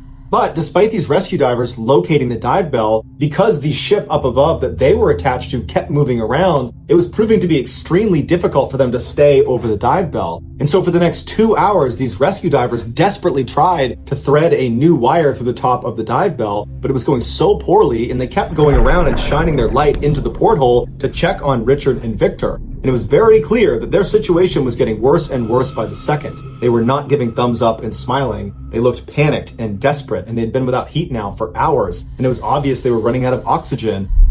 Finally, at 9 a.m., so 6 hours after Richard and Victor had first hit the sea floor, the rescue divers managed to get a new cable through the top of the dive bell. And before they signaled to have it brought back up again, they shined a light through the porthole to check on them one more time, and they saw that Richard and Victor were just sitting there with their head in their hands. They were clearly still alive and lucid, but it was like they understood they have very little time left, and if this doesn't work, they're doomed. At this point, the rescue divers called up and said it was ready. They got pulled up to the surface, and then the ship began pulling up the dive bell, and almost immediately, the cable snapped. And everybody up on the surface knew that at this point, it was almost impossible for them to survive. But nonetheless, rescue divers went down, and it took a while to find the dive bell because it had moved. But when they did, they shined the light through the porthole, and Richard and Victor were still very much alive, but they were not looking to interact with the divers at the window anymore. They were just sitting there looking down. They were despondent. It was like they were making peace with what they understood was going to happen. They were not going to get out of there. And over the course of the next several hours, as these rescue divers tried desperately to get a new cable to the top of the dive bell, they kept checking on Richard and Victor, and each time they checked, they would slouch lower and lower in their seats until both of them were laying on their side.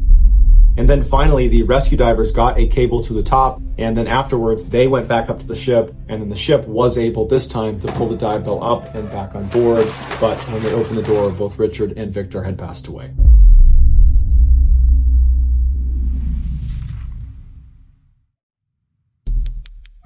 Our next story is called The Escape.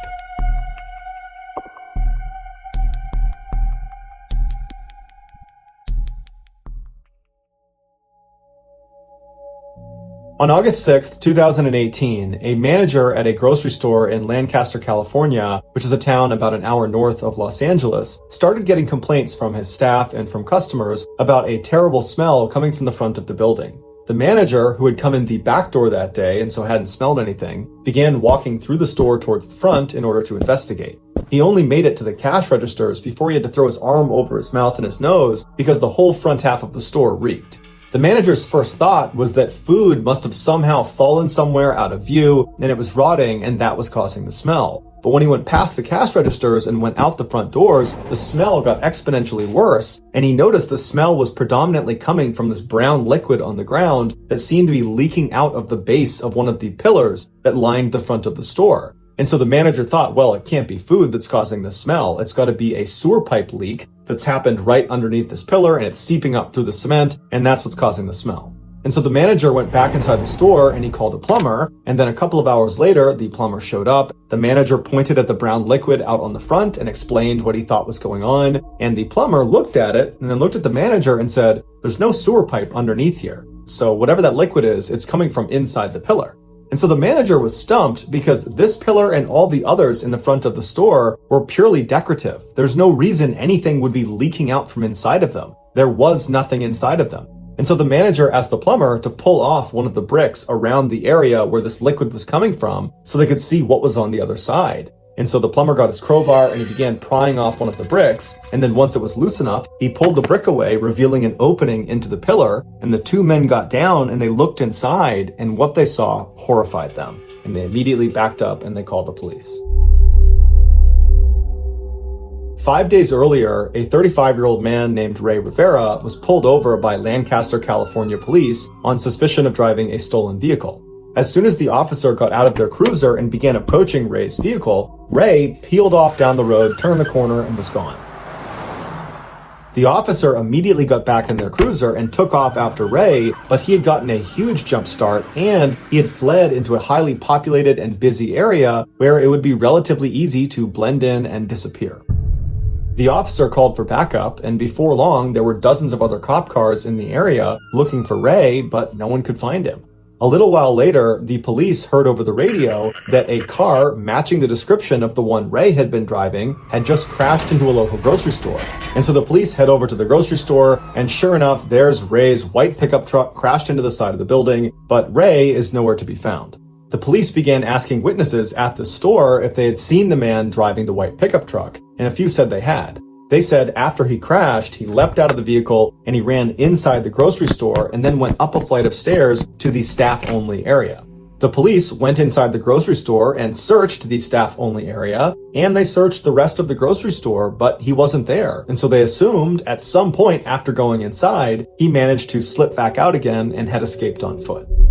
And so the police, just as a precaution, stayed outside of this grocery store for several more hours in case if Ray was in there, they would catch him trying to leave. But after a couple of hours, he never did. And so they put out a warrant for his arrest and they left. Well, it would turn out Ray had run inside the grocery store, but he had never left. After running up to that staff-only area, he found a crawl space and he hid inside of it for several hours until the police left. And then at some point that evening, he decided he wanted to find a better hiding spot, and so he made his way onto the roof. Now, it's not entirely clear how he did that. Either the crawl space he was in directly connected to the roof, or he got out of the crawl space and then found his way onto the roof another way. But regardless, he found his way onto the roof, and when he got up there, he realized the roof was totally flat until you got to the very front edge of the building, the part that looked down into the parking lot. There, on the roof, was this small structure that was built up just on the front end of the roof that gave the impression, from the parking lot looking up, that this building was a lot bigger than it really was. On the backside of this phony structure was a door that was accessible from the roof. Ray saw this access door and ran over to it. He tried the handle and it was unlocked. And so he opened it up and he went inside. Now, this attic-like space that sat on the front of the building really didn't have that much of a purpose to it. However, it did provide access to the insides of all of the pillars that lined the front of the store. And so it's believed that Ray, as soon as he walked inside, saw these openings and believed one of them would be the perfect hiding place. And so he lowered himself feet first into one of these hollow chutes. He got his feet and his legs, his hips, and most of his torso into this tight 9-inch by 17-inch space, but his shoulders were too broad. They would not fit into the pillar. And so he raised one arm over his head and he kept his other arm pinned by his side in order to make himself as narrow as possible. And this worked. Inch by inch, he began sliding deeper and deeper into this 2-story tall pillar until he was completely out of sight. But as soon as his shoulders had gone down into that pillar, he would have realized he had made a grave mistake. With one arm pinned above his head and the other pinned by his side, he would not have been able to pull himself back up out of this narrow space. He was stuck. And so he probably began squirming and trying to use his feet to try to get back up into the attic space, but all of that movement only made him slip farther and farther down into this pillar until his feet touched the ground at the absolute bottom. And so not only is he already in this totally compromised position that would have made it hard to breathe, he was also in such a narrow space that the walls of this pillar literally were crushing his chest, making it nearly impossible to get a full breath of air. And when he screamed out for help, nobody would have heard him because he was entombed inside of multiple layers of cement and brick. Also, making an already horrible situation that much worse, Lancaster, California was experiencing a very significant heat wave that month. And so all day long, the sun would have been blazing down on the outside of that pillar, heating up the inside like an oven. 5 days after Ray got trapped, the plumber removed that brick on the pillar, and he and the store manager bent down and looked, and they saw Ray's leg. The smelly brown liquid that had been coming out of the pillar that had alerted everyone to this in the first place was purge fluid, which is something that comes out of a decomposing body.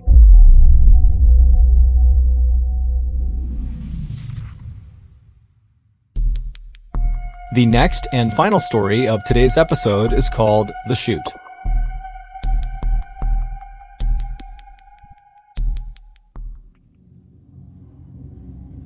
On July 30th, 2013, 56-year-old Roger Miro grabbed a bag of trash from his apartment and then walked out into the hall. He turned right and walked down the hall until he reached the trash chute, which was right on the side of the wall. He opened it up. It was like a mailbox. He opened it up. He dropped his trash bag inside. He closed the trash chute and then walked back to his apartment. When he got back inside, he instinctively reached down to his right pocket to grab his cell phone, but it wasn't there. So he grabbed his left pocket, wasn't there either. He checked his back pockets, he's fishing around, and he realizes he doesn't have his phone. So he figures, okay, I must have put it down somewhere in my apartment. Now, Roger was legally blind, so it made looking for small things in his apartment quite difficult. But nonetheless, he began looking all over his apartment for his phone. He started in the kitchen, he looked all over the place, checked all the surfaces, no cell phone. He went to the living room, to the bedroom, to the bathroom, but there was no cell phone. And so Roger thought maybe when he walked to the trash chute, he might have dropped the phone in the hallway. And so he left his apartment, he turned right, and he walked along, retracing his footsteps all the way to the trash chute. But all along the way, there was no phone on the ground. And so as he's standing in front of the opening to this trash chute, he thinks to himself, maybe I accidentally put my phone in the trash bag that I have now just dropped down this trash chute. And so as Roger is standing there wondering what he's supposed to do, one of his neighbors walked out into the hall and looked down and saw Roger standing there kind of inquisitively looking at this opening to the trash chute. And they asked Roger, what's going on? And Roger explained the whole phone situation. And the neighbor said, well, hey, why don't you go down to the first floor and ask the manager if you can get the key to the trash room on the first floor where all the trash goes. And so Roger said, thank you very much. He turned and made his way to the elevator, and the neighbor went back inside of his apartment. Roger went down to the first floor. He went to the manager's office. He knocked on the door. And when the door opened, the manager was obviously very busy with something. And Roger would say, hey, I'm just looking to get into the trash room. I think I might have accidentally thrown my phone away. And I just want to have a look in the trash to see if I can find it. Now, this manager knew he was not allowed to let anybody who lived in the apartment complex go into that trash room on their own. It was a dangerous space. And so the manager was supposed to go in there with them if they needed to go in and look around in the trash. But right when Roger went up to the manager's office, the manager was waiting for a very important phone call and so couldn't really leave his office. But the manager kind of empathized with Roger and felt bad for him and said, okay, you know what? I'll just give you the key. You can go in there on your own and go looking for your cell phone. I hope you find it. And when you're done, just bring the key back here. And so Roger said, thank you very much. He took the key, he left the office, and he made his way down the hall to the trash room. And when he got there, he unlocked the lock and went inside. A few hours later, Roger's wife came home from work, and when she got to the apartment, Roger wasn't in there. She tried calling his cell phone, but he didn't pick up. And so she walked around the apartment hoping there would be some indication of where he might have gone, like a letter or something, but there was nothing. And so Roger's wife was really concerned about this because this was totally out of character for her husband to go out at night on his own. And so she, operating on a gut instinct, called the police and reported him missing. And so a few minutes later, 2 police officers show up at this apartment building. They go up to Roger's apartment, they speak to Roger's wife, and then they go into the hall and they knock on some doors of other neighbors in the area. And after speaking with them, one of the neighbors who had seen Roger earlier said, hey, he lost his phone, and the last I spoke to him, he was going to go down to the trash room to try to see if he could find his phone down there. And so the officers go down to the first floor, they go to the trash room, and they try the door, and it's unlocked. And when they open up the door and they look inside, right in the middle of this totally nondescript windowless room that basically looked like a basement, was this huge green dumpster. And above the green dumpster, high up on the ceiling, was this round opening. And that was the bottom of the trash chute. So when people like Roger and the other people who lived in this apartment building dropped their trash down their respective trash chute on each floor, the trash would come tumbling down and literally fall out of the ceiling into the dumpster. Now, this dumpster was unique. It was not like other dumpsters where the top was just wide open and anyone could lob a bag of trash in. No, this dumpster, only the left side of the dumpster had an opening for trash. The rest of the dumpster was completely welded shut. There was no way into it. And so on the left side, where this dumpster opened up to allow trash to come in, it was positioned right underneath that opening in the ceiling where the trash came tumbling down. And it wasn't just an opening. It was like this near vertical tunnel that was welded onto the top of this dumpster. And it went straight up and it had this big open mouth at the top, almost like a funnel. And it was there to catch the trash as it fell down. And it would go down this tunnel down into the dumpster. And so the gap between the ceiling and the top of this near vertical tunnel, this chute, was maybe 3 or 4 feet. And so when these officers looked into this room and they saw this dumpster and the chute and this hole in the ceiling, they also saw a ladder had been propped up on the left side of the dumpster right up against that near vertical tunnel, as if someone was trying to look down into the dumpster itself. And so one of the officers walked over, they climbed up the ladder, and when they looked down into this tunnel, down into the dumpster, they found Roger. After a lengthy investigation, this is what is believed to have happened to him. After Roger got that key from the manager, he went to the trash room, he opened it up, and then he went inside and found this huge dumpster. And he would have quickly realized the only way to look into the dumpster, and so to go looking for his phone, was to look down into this tunnel. There was a ladder nearby, so he grabbed it and he propped it up against the side of the dumpster, and he climbed up on top and he looked down into the tunnel, down into the dumpster, and as he was looking, either some trash from the ceiling fell down and struck him, causing him to lose his balance, or he just slipped somehow. But either way, he lost his balance and he tumbled into the tunnel, down into the dumpster. And what Roger didn't know is as soon as that happened, he was doomed. Because this was not some ordinary dumpster. This was a trash compactor. And as soon as Roger fell down that tunnel, his body triggered an electronic sensor that activated the trash compactor. So the way this worked is there was this big metal ram inside the dumpster. There's a ram on one side, and once it gets activated, it will press. There's a hydraulic press that pushes it all the way to the other side. So any of the trash in this dumpster will get compressed against the other side of the dumpster. And then at that point, the ram comes all the way back. And so every time trash would come down that chute, it would trigger that sensor, the trash compactor would start, it would flatten the trash, and so on and so forth. And so Roger has fallen down into the dumpster, he's triggered this compactor, but he's legally blind, he's probably dazed from the fall, and so by the time he realizes what's going on and he's kind of looking around, there is a hydraulic press bearing down on him. And so he probably tried to jump up the tunnel to try to escape the dumpster, but there was no ladder inside this tunnel and it was nearly vertical, so there was no way to climb up and out of it. And inside of the dumpster itself, there was no emergency shutoff switch and there was no emergency exit. And so at some point, it's assumed that Roger realized he was not going to be able to climb up the tunnel. And so he only had one direction he could go, which was to retreat to the far side of the dumpster, as far away from the press as he possibly could be. But once he got over there, there was nowhere for him to go. And so he was forced to just wait as this hydraulic press slowly moved across until it finally reached him and crushed him. Now, we don't know if that very first hydraulic press actually killed Roger. All we know is Roger was trapped inside of this dumpster for several hours, and over that period of time, more and more trash was dropped down the chute, activating the press over and over and over again. And so by the time the police actually looked down into the dumpster, they saw a part of Roger's body, and immediately they could tell there was nothing they could do. Roger was definitely deceased.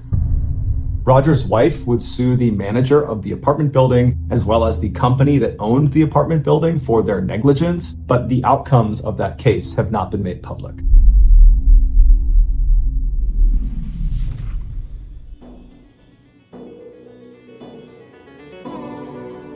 Thank you for listening to the Mr. Ballen podcast. If you got something out of this episode and you haven't done this already, please replace the Amazon Music follow button's eye drops with acid. This podcast airs every Monday and Thursday morning, but in the meantime, you can always watch one of the hundreds of stories we have posted on our main YouTube channel, which is just called Mr. Ballen. We have a registered 501c3 charitable organization called the Mr. Ballen Foundation that honors and supports victims of violent crime as well as their families. Monthly donors to the Mr. Ballen Foundation Honor Them Society will receive free gifts and exclusive invites to special live events. Go to mrballen.foundation and click Get Involved to join the Honor Them Society today. If you want to get in touch with me, please follow me on any major social media platform and then send me a direct message. My username is just @MrBallen, and I really do read the majority of my DMs. Lastly, be sure to check out our brand new website, ballenstudios.com, to buy merch, to join our Discord server, to learn about upcoming events. Basically anything we're doing, we're going to put it on ballenstudios.com. So that's going to do it. I really appreciate your support. Until next time, see ya.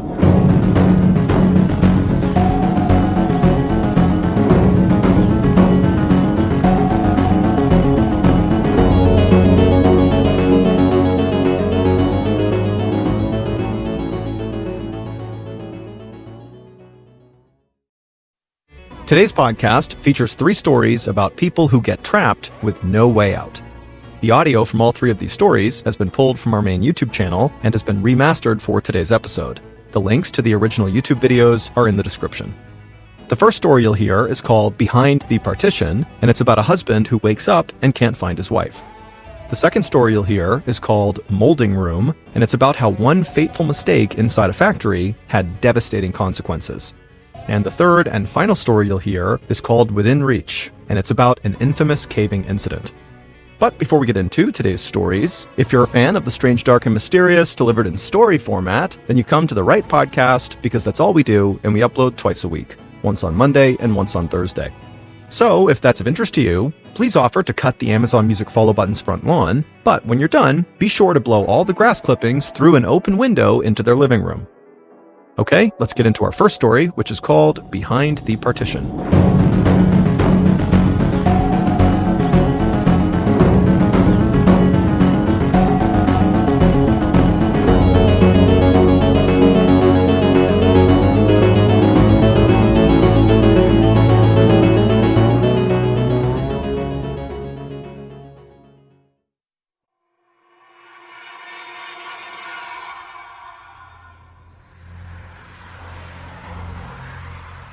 On Friday, August 21st, 2020, 58-year-old Aristides Polino was driving back to his home in Miami, Florida in his police SUV after completing a midnight shift. Aristides was a 25-year veteran of the Miami police force, and over the last 2+ decades, he had routinely done midnight shifts, so this was nothing new. When he got to his house, he parked his SUV in the driveway, and like always, he went right into his house. He didn't talk to his wife Clara or his son. He just went straight up to his bedroom and immediately fell asleep. About 4 hours later, at 5 p.m., Aristides woke up and he expected to hear his wife's voice somewhere in the house. So when he didn't, and the house was just totally silent, something told him that something was off. So he climbed out of bed, he put on his clothes, and he went downstairs to look for his wife. When he got down to the living room, he saw his son sitting on the couch, but he didn't see his wife. And so he asked his son, hey, have you seen your mom? And he would say, no, I haven't seen her. But sensing on his dad's face that something was wrong, he said, hey, I'll help you look for mom. And so the two men began searching the house, yelling out for Clara, and Aristides began calling his wife, but she wasn't picking up. And after several minutes, the two men reconvened in the living room, and they started going over whether or not she had told them about some appointment that day, and that would explain why she wasn't in the house. But after talking about it, they decided that she didn't have any appointments, and she should be home right now. And so the men decided, maybe she went outside and she's talking to a neighbor, or, she went for a walk and she's talking to somebody on the road. And so they decided they would go outside and search the outside of the property. When they got outside, Aristides went towards the back of the property and his son went towards the front, down towards the driveway. And so as Aristides is making his way around the back of the property, he hears his son scream out for help. Aristides comes running back around the property and he sees his son standing in the driveway with the door of his police SUV wide open. 4 hours earlier, after Aristides came home, he parked his police SUV right in the driveway like he always did, and for some reason he left the car unlocked. And so he goes in the house and he falls asleep. And while he was sleeping, Clara, who was home, she exited the house and walked down the driveway to his SUV. She opened up the door and went inside. It's believed she was looking for something, although we don't know what she was looking for. And while she was in the back of his car fishing around for whatever it was she was looking for, the door she had entered the vehicle in shut behind her. And because this is a police SUV, the back seat was designated for suspects, and so the back two doors did not open from the inside.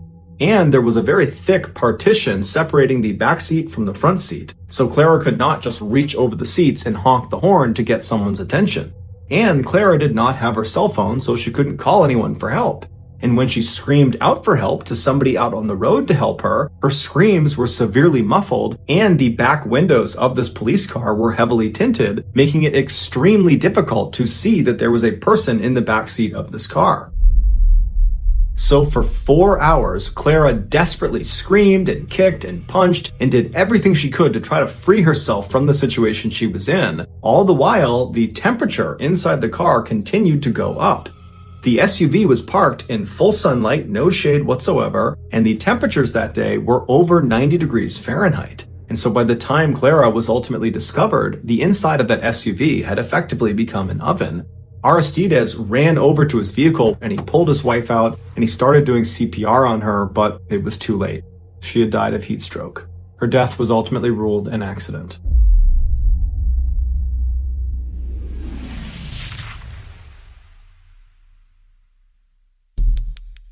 Our next story is called Molding Room.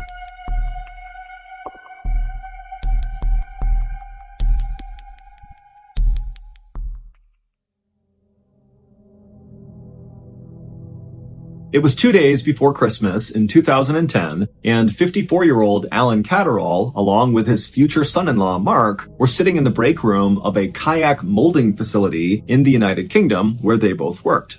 And as they sat there drinking tea, they began exchanging notes about what gifts they got for the rest of their family for the holidays. And as they spoke, they both were very careful to keep their voices very quiet in fear that someone might overhear them, because Alan's wife and daughter also worked at this kayak company. Alan had worked for this company for 10 years, and even though it was backbreaking work a lot of the time, he loved it because it meant he got to spend all this time with his family basically 24/7. It was only 7 a.m., which meant Mark and Alan had just started their shifts, but they were already taking this break to talk about Christmas because they were so excited about it.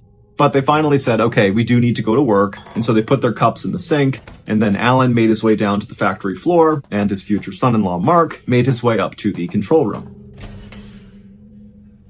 On the factory floor, where Alan was heading, was where all this special machinery was inside of these little rooms where the kayaks were actually molded and put together. And it was Alan's job to make sure the machinery was clean and operational.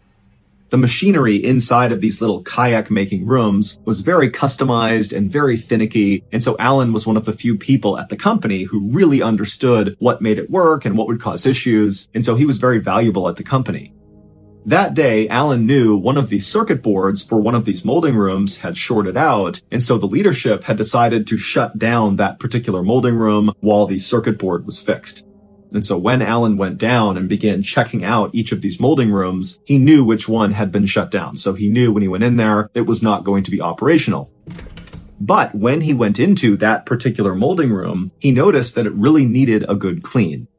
When these kayaks were made inside of these molding rooms, a lot of times the excess plastic would kind of seep out of the actual mold, and it would get caked to the walls, and it would flake all over the ground. And so periodically, Alan would clean these rooms, and he figured right now, with this one shut down, he might as well clean it. And so Alan grabbed a crowbar, and he headed into this shut-down molding room, and he got to work chipping all this plastic off the walls and making a big pile on the ground to sweep out and throw away. But as Alan chipped away at all the plastic, the doors leading into this molding room shut. And so suddenly Alan was cast into total darkness because his only light before that had been coming through these doors. But that was the least of Alan's worries. He knew that if these doors were shutting, these doors were automatic, that meant that the circuit board had to have been fixed, and they didn't know he was in here. And so now this molding room must be operational, which meant he only had minutes to get out of this room. And so Alan ran to the door, and with his crowbar, he began trying to pry the doors open, but he couldn't. These are mechanically sealed doors. They do not just open. You need to press a button to release them. But Alan's in a total panic. He knows what happens in this room, and he just can't get the doors open. And so he began banging on the door with his crowbar and screaming for anybody out in the factory floor to please stop this process that's surely starting inside of this room. Open these doors, get me out of here. But it was so loud out on the factory floor, nobody heard him. And so before long, Alan must have looked around and saw the walls inside of this tight, cramped space beginning to glow red. Because this molding room was actually just an oven. It reached almost 600 degrees Fahrenheit in about 10 minutes. And so Alan is watching as this oven is restarting, and he's sealed inside of it. And so the walls turned bright red, and then before long, the crowbar he was using to try to open the door must have become so hot he couldn't have held it, and then the ground as well would have been red hot, and his shoes would have begun to melt, and then the air temperature inside would have gotten so unbelievably hot he couldn't have breathed. And so screaming in pain and pounding on the door, leaving his skin on the door every time he hit it, Alan eventually just collapsed to the ground in unimaginable pain as he cooked alive. Finally, when Alan caught on fire and black smoke began coming off of his body and pouring out onto the factory floor, the factory realized there's a problem with this molding room, so they turned it off, they opened it up, and they discovered Alan. It would turn out, after Mark and Alan had chatted about Christmas in the break room and then parted and gone their own ways, Alan had gone down to the factory floor and inside of that molding room, and his future son-in-law, Mark, had gone up to the control room where he would have no visibility of the factory floor. All he had was this big switchboard full of lights and switches and gauges that controlled all of the molding rooms. And not long after he got up there and was looking at the control panel, he saw a blinking light come on. And it was for the molding room that Alan was working inside of. And that blinking light meant someone had fixed the circuit board, and so that molding room now had power. And so reflexively, Mark just turned it on. And when he did that, the molding room began its restart process, which included sealing its doors and turning on the oven. And inside of that molding room, there were no safety escapes. In fact, there was really no safety precautions at all with regards to these ovens. And so as soon as Mark flipped that switch, he had killed his future father-in-law. 5 years later, the kayak molding company was convicted of corporate manslaughter and fined 200,000 pounds. Also, the man who actually designed these molding rooms with no safety precautions in mind, no emergency exits, nothing, he was fined 25,000 pounds and sentenced to jail for 9 months.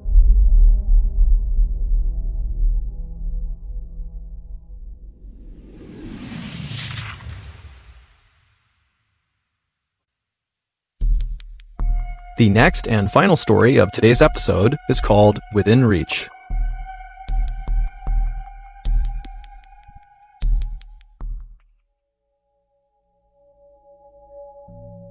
On January 30th, 1925, a 37-year-old man named Floyd Collins walked through this huge forest in central Kentucky inside of a national park. As he walked along, his boots splashed in the melting snow and mud on the ground, and above him, all he heard was the sound of water dripping down amongst the leaves. It was warmer than it had been in several days, and so that was why Floyd was out here. He was trying to take advantage of the nice weather. And so after walking for a while on this muddy, slushy trail, the trees around Floyd began to thin out, and then eventually he reached the edge of the tree line, and in front of him was this huge clearing. Now, in this clearing, the trail he was on continued straight ahead, but it came to a stop in front of this huge cavern-like opening in the side of a hill. And so without hesitation, Floyd stepped out of the trees into the sunlight, and he walked the rest of the trail right up to the opening of this cavern, and he stopped and just stared and smiled. This cavern-like space on the side of this hill was the entrance to a cave known as Sand Cave. And Floyd had spent the last week coming out to Sand Cave and exploring the different tunnels, but today his plan was to go as deep and as far inside of this cave as he possibly could.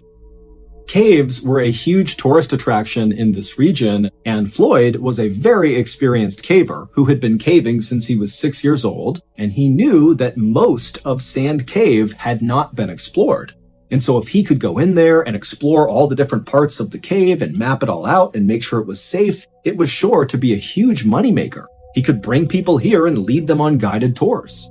So Floyd left the muddy path he had been walking on and stepped foot inside of this grand entrance to Sand Cave. It's basically this 250-foot wide cathedral-like space inside of this hill with ceilings high enough you could stand, but it's totally dark in there. And despite being this big open space, it very quickly funnels to this one kind of tunnel that goes straight down and connects to all these offshoot underground passageways, many of which have never been explored before. And so, as Floyd walked across this big open entryway, he lit his oil lamp and then began mentally preparing himself for what he was about to do, which was going to be very claustrophobia-inducing, even for a very experienced caver.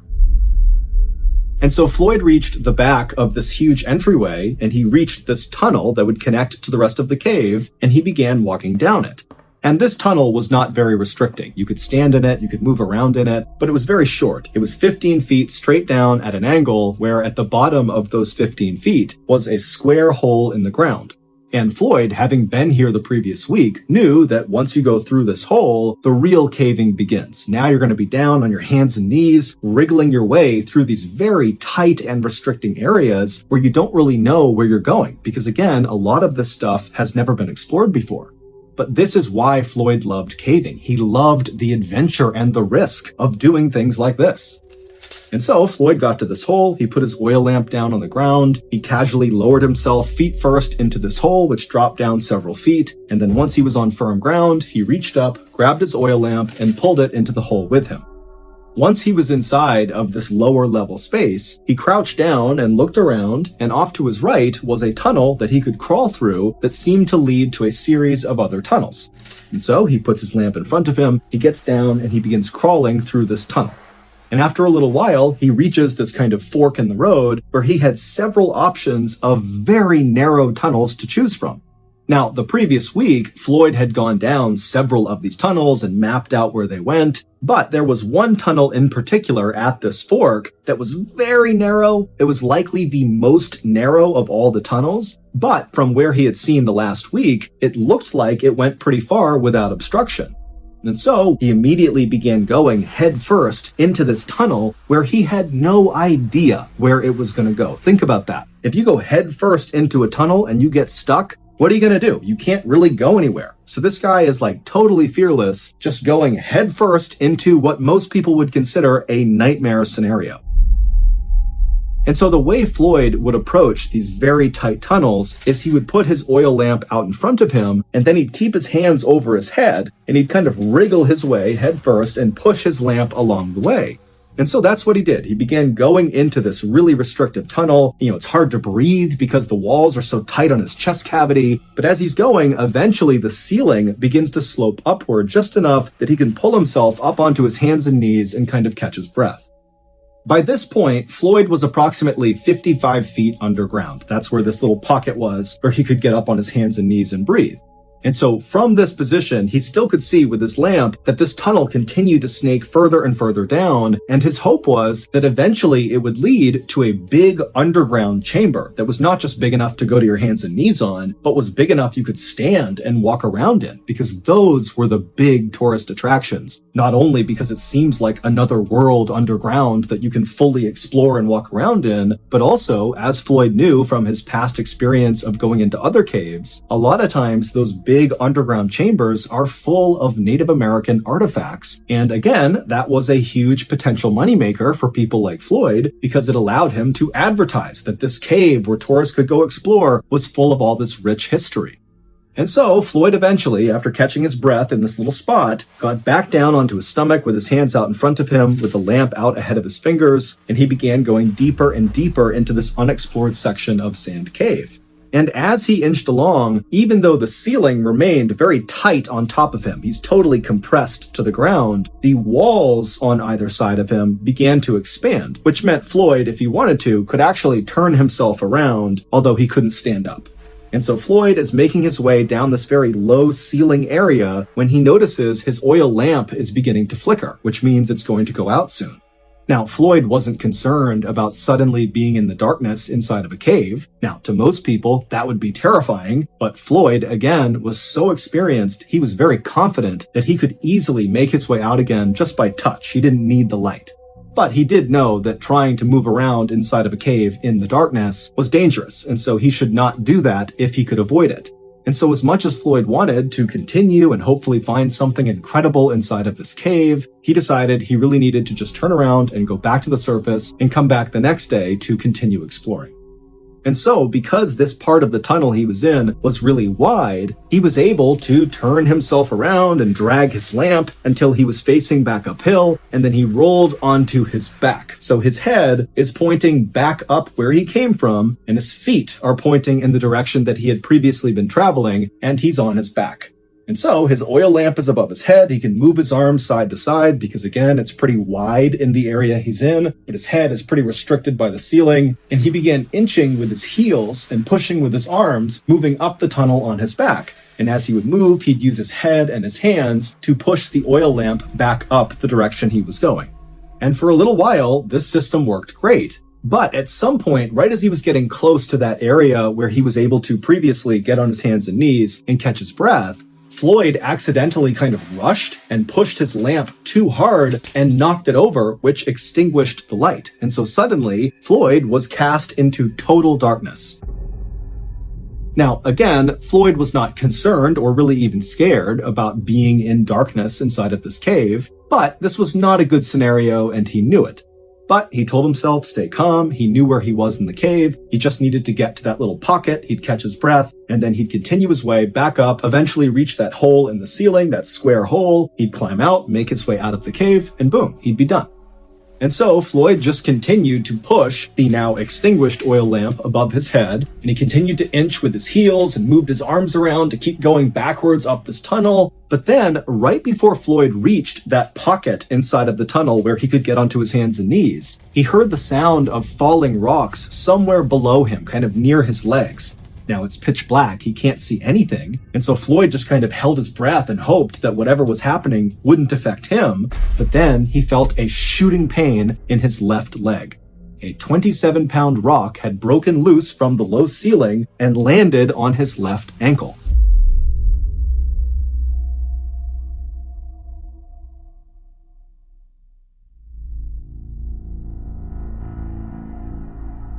Now, at first, Floyd was actually relieved that the rock had landed only on his left leg. And in fact, his leg was actually kind of positioned in a depression on the floor of the cave. And so the rock didn't really hit his left ankle directly. It kind of like hit the ground and then leaned onto his left ankle. And his left ankle was kind of protected in the depression in the cave floor.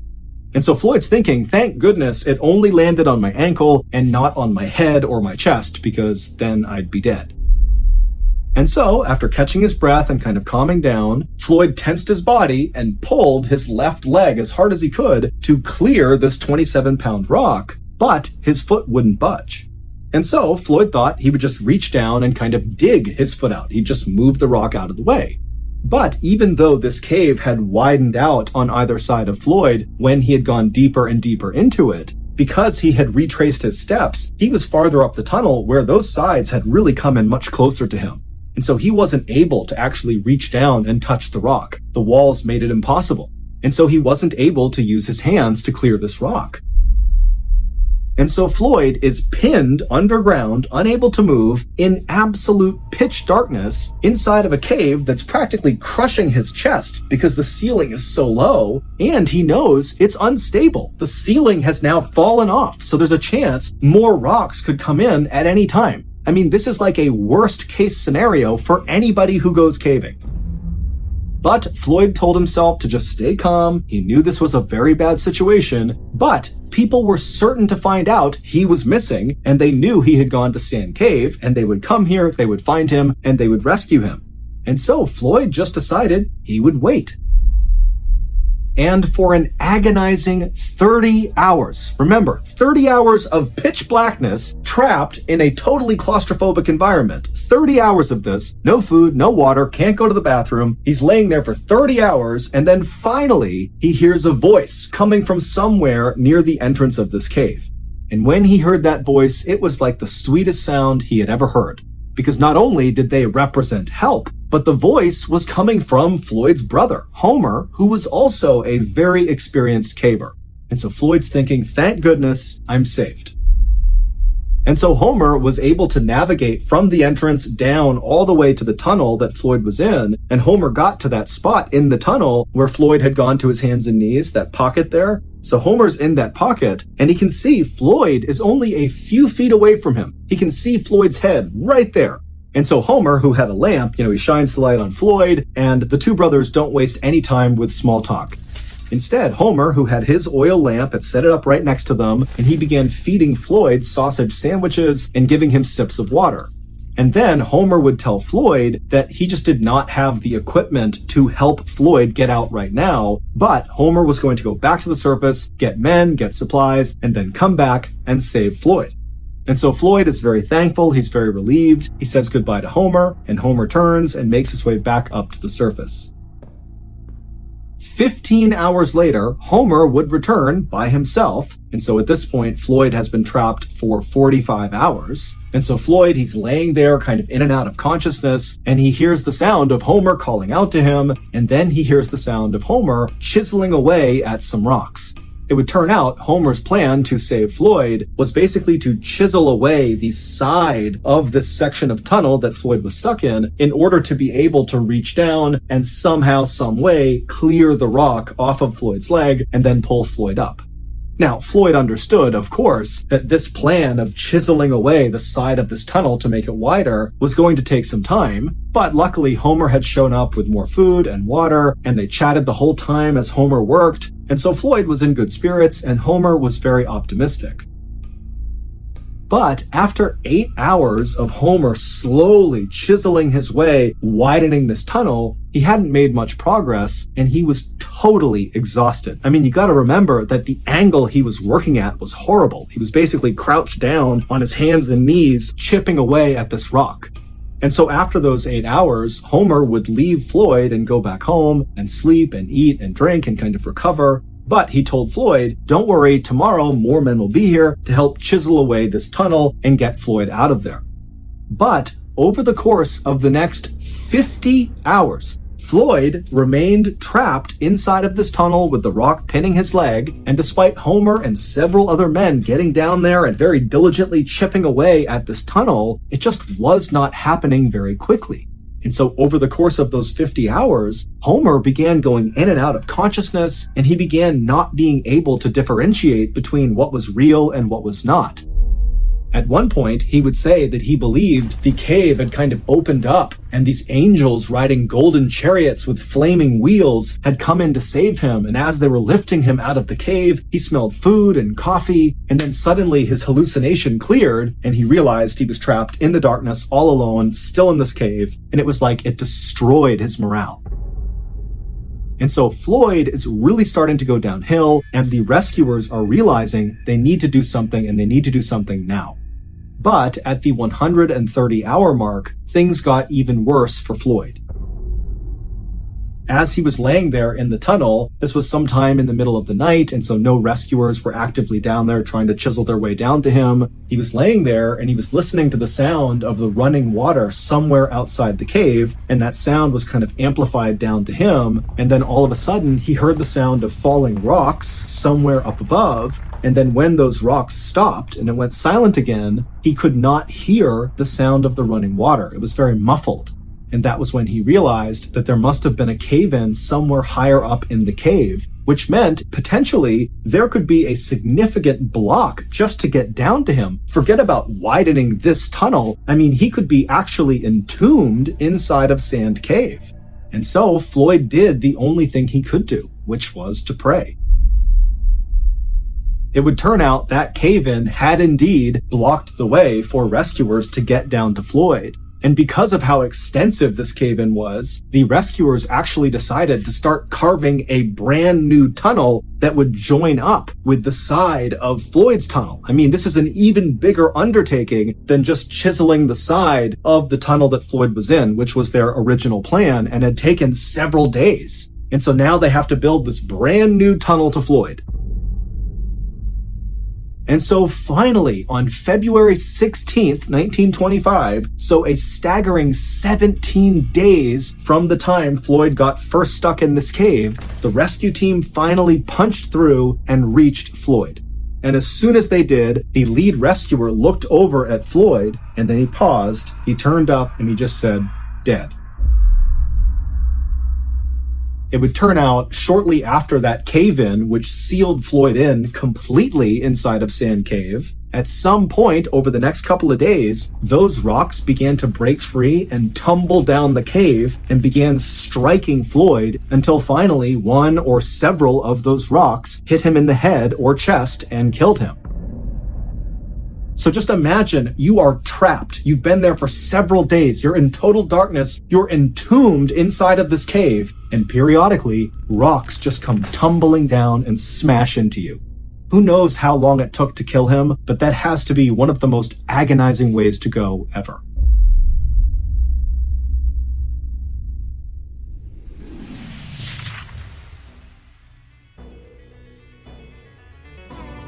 Thank you for listening to the Mr. Ballen podcast. If you enjoyed today's stories and you're looking for more strange, dark, and mysterious content, be sure to check out all of our studio's podcasts. They are this one, of course, Mr. Ballen Podcast, and we also have Mr. Ballen's Medical Mysteries, we have Bedtime Stories, and also Run Fool. To find those other podcasts, all you have to do is search for Ballen Studios wherever you listen to your podcasts. To watch hundreds more stories just like the ones you heard today, head over to our YouTube channel, which is just called Mr. Ballen. So that's going to do it. I really appreciate your support. Until next time, see ya.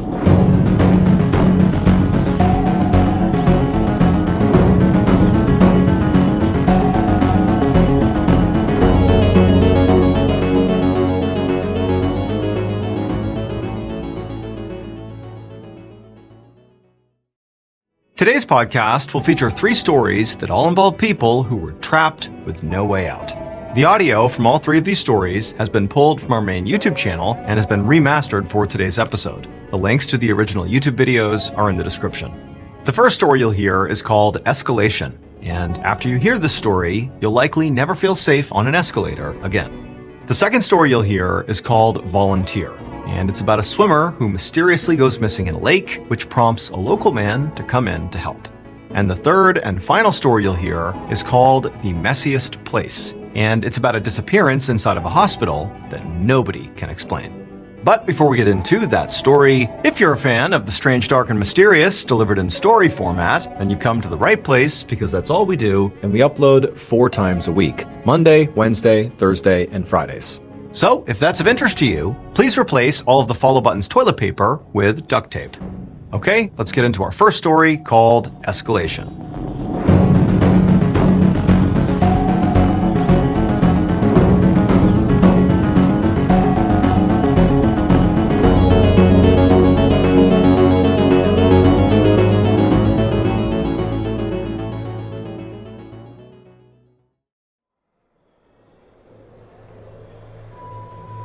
Around 10 a.m. on July 26, 2015, a 31-year-old mom named Xiang Lu Juan and her husband chased their 2-year-old son around a brand new indoor playground.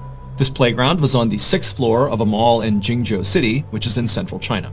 And so Xiang and her husband had come to this mall today just so their son could basically enjoy this playground. And currently he was running around in circles and laughing hysterically. He thought it was great. Xiang caught up to her son and scooped him up and then placed him at the top of a slide. And he happily slid down to the bottom, and when he reached the bottom, Xiang was waiting for him, and the son, he just stopped and looked past her and pointed and started saying, "Ride, ride." And so Xiang, she turned around and she saw right behind them were these 2 escalators, one going up and one going down. And so Xiang realized her son clearly thought these escalators were maybe a part of this playground, and so he wanted to go use them. They were a fun attraction. And so Xiang smiled and took her son's hand and then told her husband they're going to go ride the ride, the escalators, and then they began walking over. Once Xiang and her son actually reached the escalator, suddenly her son was not as keen to hop on board. He was nervous. But Xiang, who had ridden escalators many times before, told her son it's totally safe, and she kind of coaxed him to do it, and eventually he stepped on right alongside her, holding her hand, and about halfway up the escalator, when she was confident her son would be okay, Xiang turned around and looked up towards the top of the escalator, the 7th floor where they were going. And she saw 3 mall employees at the top of the escalator on the 7th floor where they were going, and they were clearly looking at Xiang with a very serious look on their faces, and they were gesturing at something towards the top of the escalator. It seemed like they could be warning her about something or simply pointing something out. She wasn't really sure. And so she looked up at them like, what's going on here? But the 3 mall employees just didn't do a good job communicating whatever was going on or whatever issue they were dealing with. And so as a result, Xiang and her son just continued riding up the escalator, and as they got closer and closer, these mall employees continued to gesture at something happening on the 7th floor just beyond the escalator, and Xiang still totally confused. And then finally, when Xiang and her son reached the top and stepped off, Xiang suddenly understood what these employees were referencing, but by now it was too late.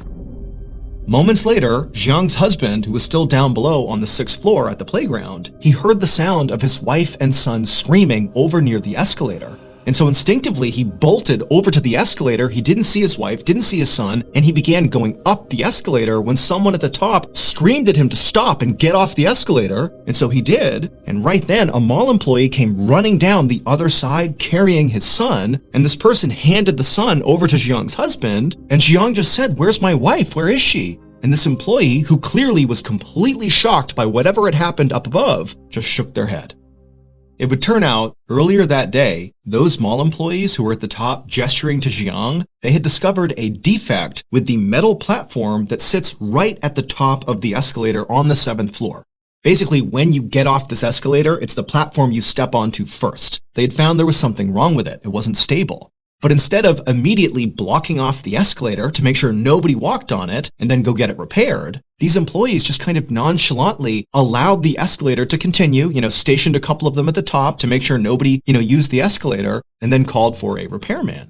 But the repairman hadn't shown up and fixed this problem by the time Xiang and her son boarded the escalator. And these employees at the top knew there's this huge issue with the platform they're going to step on the second they get off, but they failed to communicate the danger to Xiang and her son as they were coming up. They just kind of broadly gesticulated that there was some issue up here and to sort of watch out for it, but Xiang had no idea. And so by the time she got to the top and stepped off the escalator onto that platform, well, the defect with the platform is that it caved in with any weight. And so she fell into the escalator where the teeth of the escalator was rotating, and as she was getting pulled in to her death, her final moment captured on video as she took her son and thrusted him to the employees, saving his life before she disappeared and died inside the inner workings of the escalator. Following Xiang's death, there was a full-scale investigation, and quickly there were massive safety failures identified on the part of the company who made the escalator and also on the mall itself. 2 people were ultimately arrested in connection with Xiang's death and these safety failures, and the mall reportedly offered to pay some settlement to Xiang's family. However, the details of that settlement have not been made public.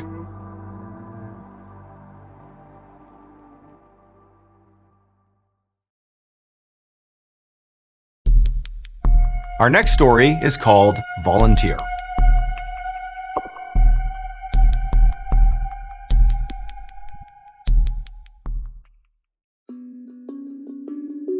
Around 5 p.m. on Sunday, August 15th, 1971, a 23-year-old man named Michael was sitting inside of his living room in rural Ontario, Canada. Michael was flipping through a photo album that showed pictures of him scuba diving and mountain biking and doing all these really high adrenaline activities because Michael really lived for adventure. And so as he's flipping through this album, he hears a knock on the door. So he stops what he's doing, he goes to the door, he opens it up, and there's this police officer who's totally frantic and is speaking a mile a minute, and he tells Michael, hey, so we had this guy who was swimming in a lake nearby, and he went missing. He's been gone for over an hour now. We don't know where he is, and we were asking around, does anybody have any scuba diving equipment or experience, because we need to get in there and look for this guy in the lake. And everybody said, you're the guy. You have scuba equipment, and maybe you might be able to lend it to us so that, the police could go in there and look for this guy. Now, Michael was kind of caught off guard by all this. I mean, this was not a typical occurrence to have police show up and have this type of request, but Michael immediately felt this sense of responsibility. He did know that he was sort of the top dog in scuba diving in rural Ontario, Canada, and he's hearing this police officer say what he's saying, but he's thinking, even if I give you my equipment, you can't just put the stuff on and safely conduct dives. You need the training as much as you need the equipment. And so Michael just kind of instinctively said, hey, look, I'm not just going to give you the equipment because I feel like I'm setting you up for failure here. What if I come with you, I'll put the equipment on, and I'll go look for this guy. I know what I'm doing. I know how to use the equipment. It'll be way safer and more efficient. And the cop said, thank you so much. That would be great. Let's go. And so Kyle, he went and got his scuba equipment, and before long, he had thrown it in the police cruiser, and the two of them were flying towards the lake. About 30 minutes later, Michael and the police officer pull into this parking lot, this wooded lot with trees everywhere, and straight ahead of them, through the trees, they can see down below is this big lake. And then to the left of the lake is a big dam, and then beyond that, over to the left side of that, is a river. And so where the swimmer had gone missing was in the lake portion.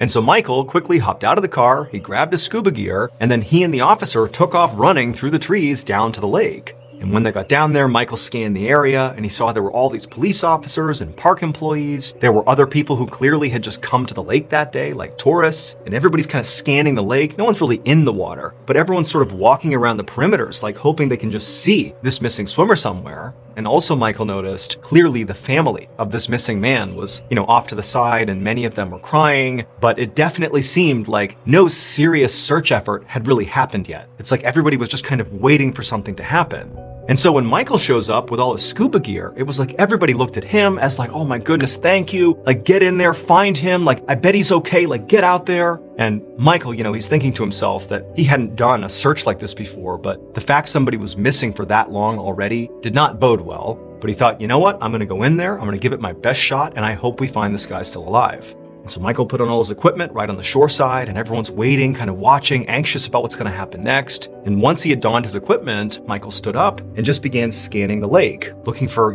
any sign of where to begin the search, because it's just one man in this huge body of water. He needs sort of a starting point. And so it's quiet, everyone's just kind of watching Michael as Michael's looking around the lake. And then at some point, he looked out and he saw there was this little ripple sort of right in the middle of the lake. Now, the surface of the lake had basically been glass-like because nobody was really in the water, save for like the very perimeter of the lake. And so the water was very calm, but he sees there's this little ripple sort of right in the middle. And so Michael points out the ripple to the other officer he was with and sort of anybody who could listen. And he said, okay, I'm going to go in there and start searching right there. So Michael goes into the water, kind of wades in till about his waist. And then he kind of looked around one more time, put on his mask, and went under the water. About 15 minutes later, the police officer who had originally gone and gotten Michael and driven with him to the lake, he was still just standing on the lake shore, along with the missing swimmer's family and other searchers, and pretty much everybody was just kind of waiting for Michael to give some sort of report about how the search was going. Now, Michael easily had enough air in his tanks to be out there for quite some time to do a pretty thorough search, and they're only 15 minutes in, so they don't really know if this is too early to expect feedback from Michael, but it's just tense. Everybody's just waiting, waiting to see what's going to happen. But at some point, as this officer is just standing there, one of the volunteer searchers comes bombing along the shore from up near the dam. They ran right down to this officer and said, hey, you gotta come with me. We found something over there in the river. And so, at this point, the police officer is thinking, I bet they found the missing swimmer. They're probably not in this lake. Maybe they found them over in the river. And he's thinking the worst, right? So he runs with the searcher. He goes to the dam. He goes to the riverside on the other side of the dam. And there's this crowd of searchers and police that are all along the shore of the river. And so this police officer pushes through the crowd, expecting, frankly, at this point, to see a dead body, to see the missing swimmer. But when he parts the crowd and sees what they're all looking at, he realizes there has been a terrible mistake. So 2 hours earlier, when this missing swimmer first went missing, this is like before Michael was ever contacted, before he was out there searching for him. This is like the initial wave of panic that we have a person who is missing somewhere in this water. Well, a park employee had been really motivated to try to help with the search. And so without really telling anybody, they ran into the control room of the dam, and in there, they turned a valve. And this particular valve opened up a pipe that spanned from the lake back through to the river. And when this valve was turned and the pipe was opened up, water from the lake would go back into the river, basically draining the lake. This employee was thinking, if I drain the lake, it'll make it easier to search the lake where we believe this man has gone missing. Like, this will make it easier to search the lake. And so this pipe has been opened up, this 2-foot in diameter, 30-foot long pipe connecting river and lake. And it's sucking water like mad from the lake into that river. Nobody had really gone into the lake to look for this missing swimmer, believe it or not. So the lake really hadn't been touched as soon as this valve was turned. So the first person who went into the lake, once that was opened up, was Michael with the scuba gear on. And when he went into the water and actually flagged the ripple on the surface of the water, he didn't realize this, but that ripple represented this deadly undercurrent of all the water being sucked into this pipe. And so as soon as he went out and went under the water, the current pulled him so quickly and so hard that he couldn't resurface. All his equipment got yanked off his body and he was thrust into this pipe. And in the pipe, he got stuck and he drowned inside of the pipe before eventually being forced out the other end where his body spilled out onto the shore of the river. That's what everybody was crowded around once they got up to the riverside, Michael's dead body. 4 hours after Michael's body was found, they would find the missing swimmer. His body was located about 150 yards away from where Michael had first entered the lake. His body was found on the shore of the lake, and so Michael had sort of been close, but unfortunately that current had pulled him under and killed him. Today, the lake has been permanently drained, in part because of this tragedy.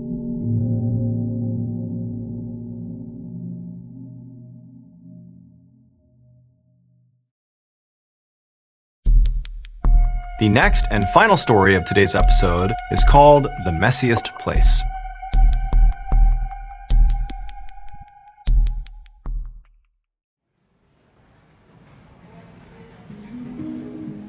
On the morning of Tuesday, July 13th, 1993, a middle-aged nurse named Sharon Dempsey hurried down the hallway of the Meharry Hubbard Hospital, which was in downtown Nashville, Tennessee.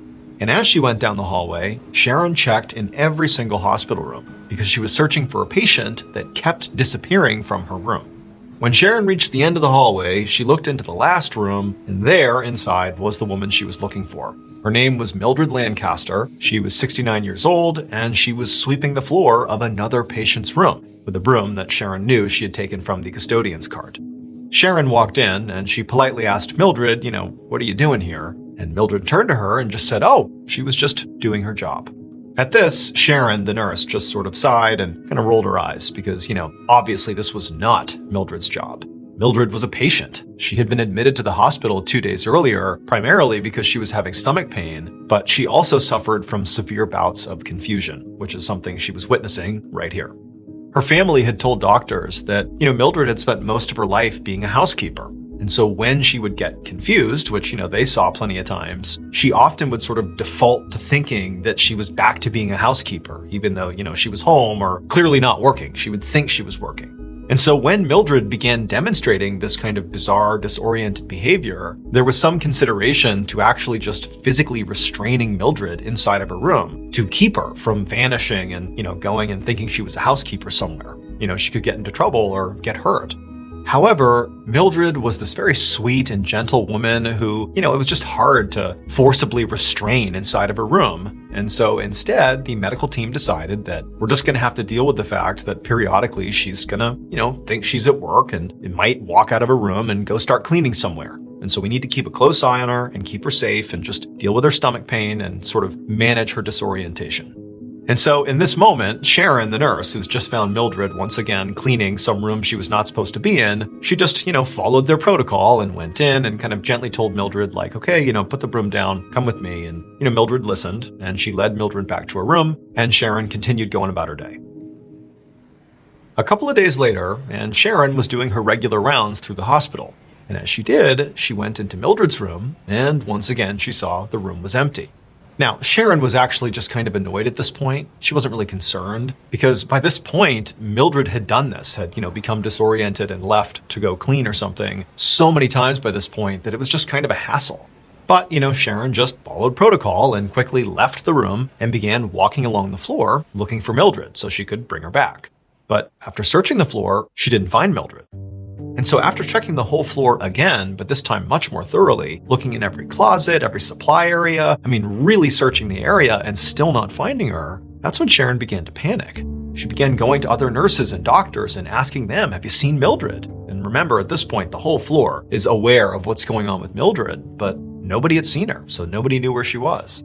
And so Sharon ultimately went and spoke to the higher-ups at the hospital and informed them what was going on here. And in turn, they launched this huge search all across the hospital, both inside and outside, to just go find Mildred and get her back. And while the search is ongoing, Sharon was walking around trying to be helpful because, she was somebody that worked closely with Mildred and had a sense of where she might go. And she was telling folks to go to messy areas because Mildred, when she would get confused, would basically go clean areas she deemed messy. And so go to parts of the hospital that might look messy. And so people were doing that. But this hospital, it was huge. It was 11 stories tall. And there were lots of areas that appeared messy. And so it just seemed like a kind of overwhelming task to quickly search this massive property for Mildred.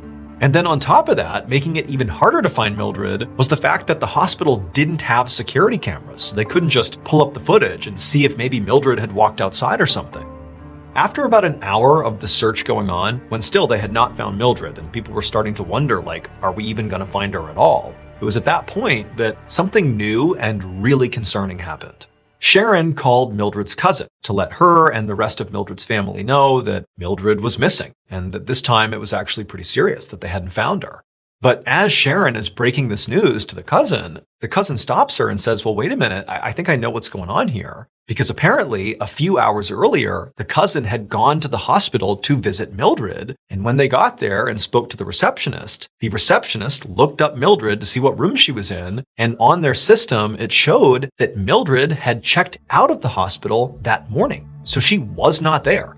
And so, of course, this big search for Mildred was not going to find her because she wasn't at the hospital.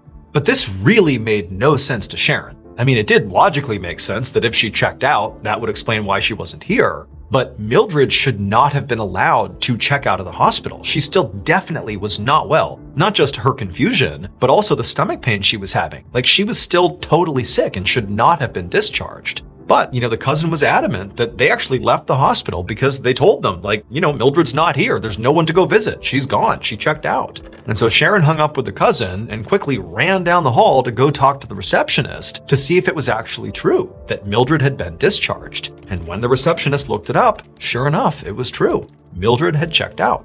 And so at this point, Sharon, she could not believe what she was hearing. This didn't make sense. And so Sharon, kind of not knowing what to do next, she walked away from the receptionist and she just walked over to the window that looked out to the front of the hospital. And she was just standing there wondering what she should do. And as she was standing there, she was just looking outside kind of absent-mindedly. And she saw all these cars whizzing by, all these busy streets out there. And she suddenly had this thought, well, wait a minute, what if Mildred, in her confused state, went to the front desk and somehow talked her way out and got discharged and has now wandered out into the streets? And what if she's gotten hit by a car or something? This could be an emergency. I have to do something. And so Sharon's first thought was, I got to call the police. And so not long after this, after Sharon did call the authorities, the police arrived at the hospital and they arrived along with search dogs. And one of the search dogs almost immediately picked up Mildred's scent by one of the front doors of the hospital. And the dog led its handler down the street, which seemed to confirm that Mildred really had left the hospital. And so officers would search a full square mile around the hospital, and they even got a helicopter to begin flying overhead, and the search went on for days. But nobody found Mildred. There was no sign of her. She just disappeared. until almost 2 weeks later. On Wednesday, July 28th, so 13 days after Mildred went missing, a security guard walked into a construction site on his daily patrol, and at the very edge of this site, he noticed there was a long, thin hole in the ground that was about 5 feet deep that had been dug to lay some pipework. But when the security guard just happened to walk over and look down into the hole, he gasped because he saw Mildred. It would turn out, on the day Mildred disappeared, she did become very confused, and she believed she was once again a housekeeper. And she went out, left her room to go do some work. And so Mildred just began wandering around the hospital for quite a while. And surprisingly, nobody stopped her, even though she had left the floor that she was supposed to be on. But she was just such a pleasant person and so nice that she just kind of passed by people and nobody said anything. And after wandering around for quite some time and going in and out of different places and up and down flights of stairs, she eventually found this construction site. And to her, it was not a construction site. Instead, it was this horribly messy area that needed to be cleaned because there was pieces of wood and plastic and debris everywhere. And so she just began to clean. And after a while, she had picked up quite a bit of debris and she had basically straightened the whole area out. But as she walked around towards the back of the site, she did not see a hole in the ground and she fell inside. And because Mildred was just very disoriented, she likely didn't understand that she had, fallen into a hole and needs to climb out again. And so in this dark space, this dark confined space, she would have just continued to feel more and more disoriented and maybe didn't even attempt to climb out. But however it happened, she just stayed in that hole and remained undetected for days until she just eventually died. But perhaps the most tragic aspect of this case is that Mildred actually never left the hospital. That construction site was on the 10th floor of the hospital. Mildred had just kind of meandered her way up to that floor, and that floor was being renovated. That was the construction site. And she had fallen in that hole. Then you have all these people that are searching the hospital looking for her, and they searched that construction site, but they didn't look down into this little hole. And Mildred, assuming she was alive when they were up there, didn't have the wherewithal to call out for help. She was confused and just stayed quiet in that hole. And so she was never found. Today, it's still not known why Mildred was listed as having been discharged on the day she went missing, because she was not discharged. Some people say maybe it was added into the system by mistake, or perhaps it was just a glitch in the system, but however it happened, it was just an anomaly.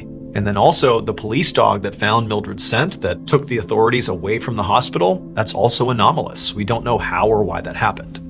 Ultimately, Mildred's family would sue the hospital for $13 million in damages, but eventually they dropped the case.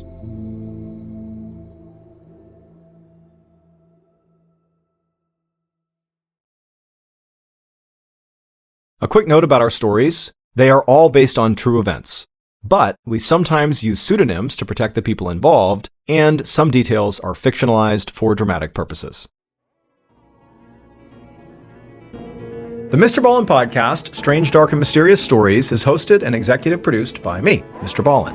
Our head of writing is Evan Allen, produced by Jeremy Bone and Cole Lacasio. Research and fact-checking by Shelley Shue, Samantha Van Hoos, Evan Beamer, Abigail Shumway, Camille Callahan, Alex Paul, Ben Fasciano. Research and fact-checking supervision by Stephen Ear. Audio editing and post-produced by Whit Lacasio and Jordan Stidham. Production support by Antonio Manata and Delana Corley. Artwork by Jessica Clogston-Kiner. Theme song, Something Wicked, by Ross Bugden. Thank you for listening to the Mr. Ballen podcast. And just a reminder, every new and exclusive episode we put out on the Mr. Ballen podcast, you can also now watch on the Mr. Ballen YouTube channel that very same day. And trust me, some of these stories you truly have to see to believe. Again, my YouTube channel is just called Mr. Ballen. If you want to listen to episodes 1 week early and ad-free, you can subscribe to SiriusXM Podcast Plus on Apple Podcasts or visit SiriusXM.com/Podcast Plus to listen with Spotify or another app of your choice. So that's going to do it. I really appreciate your support. Until next time, see ya.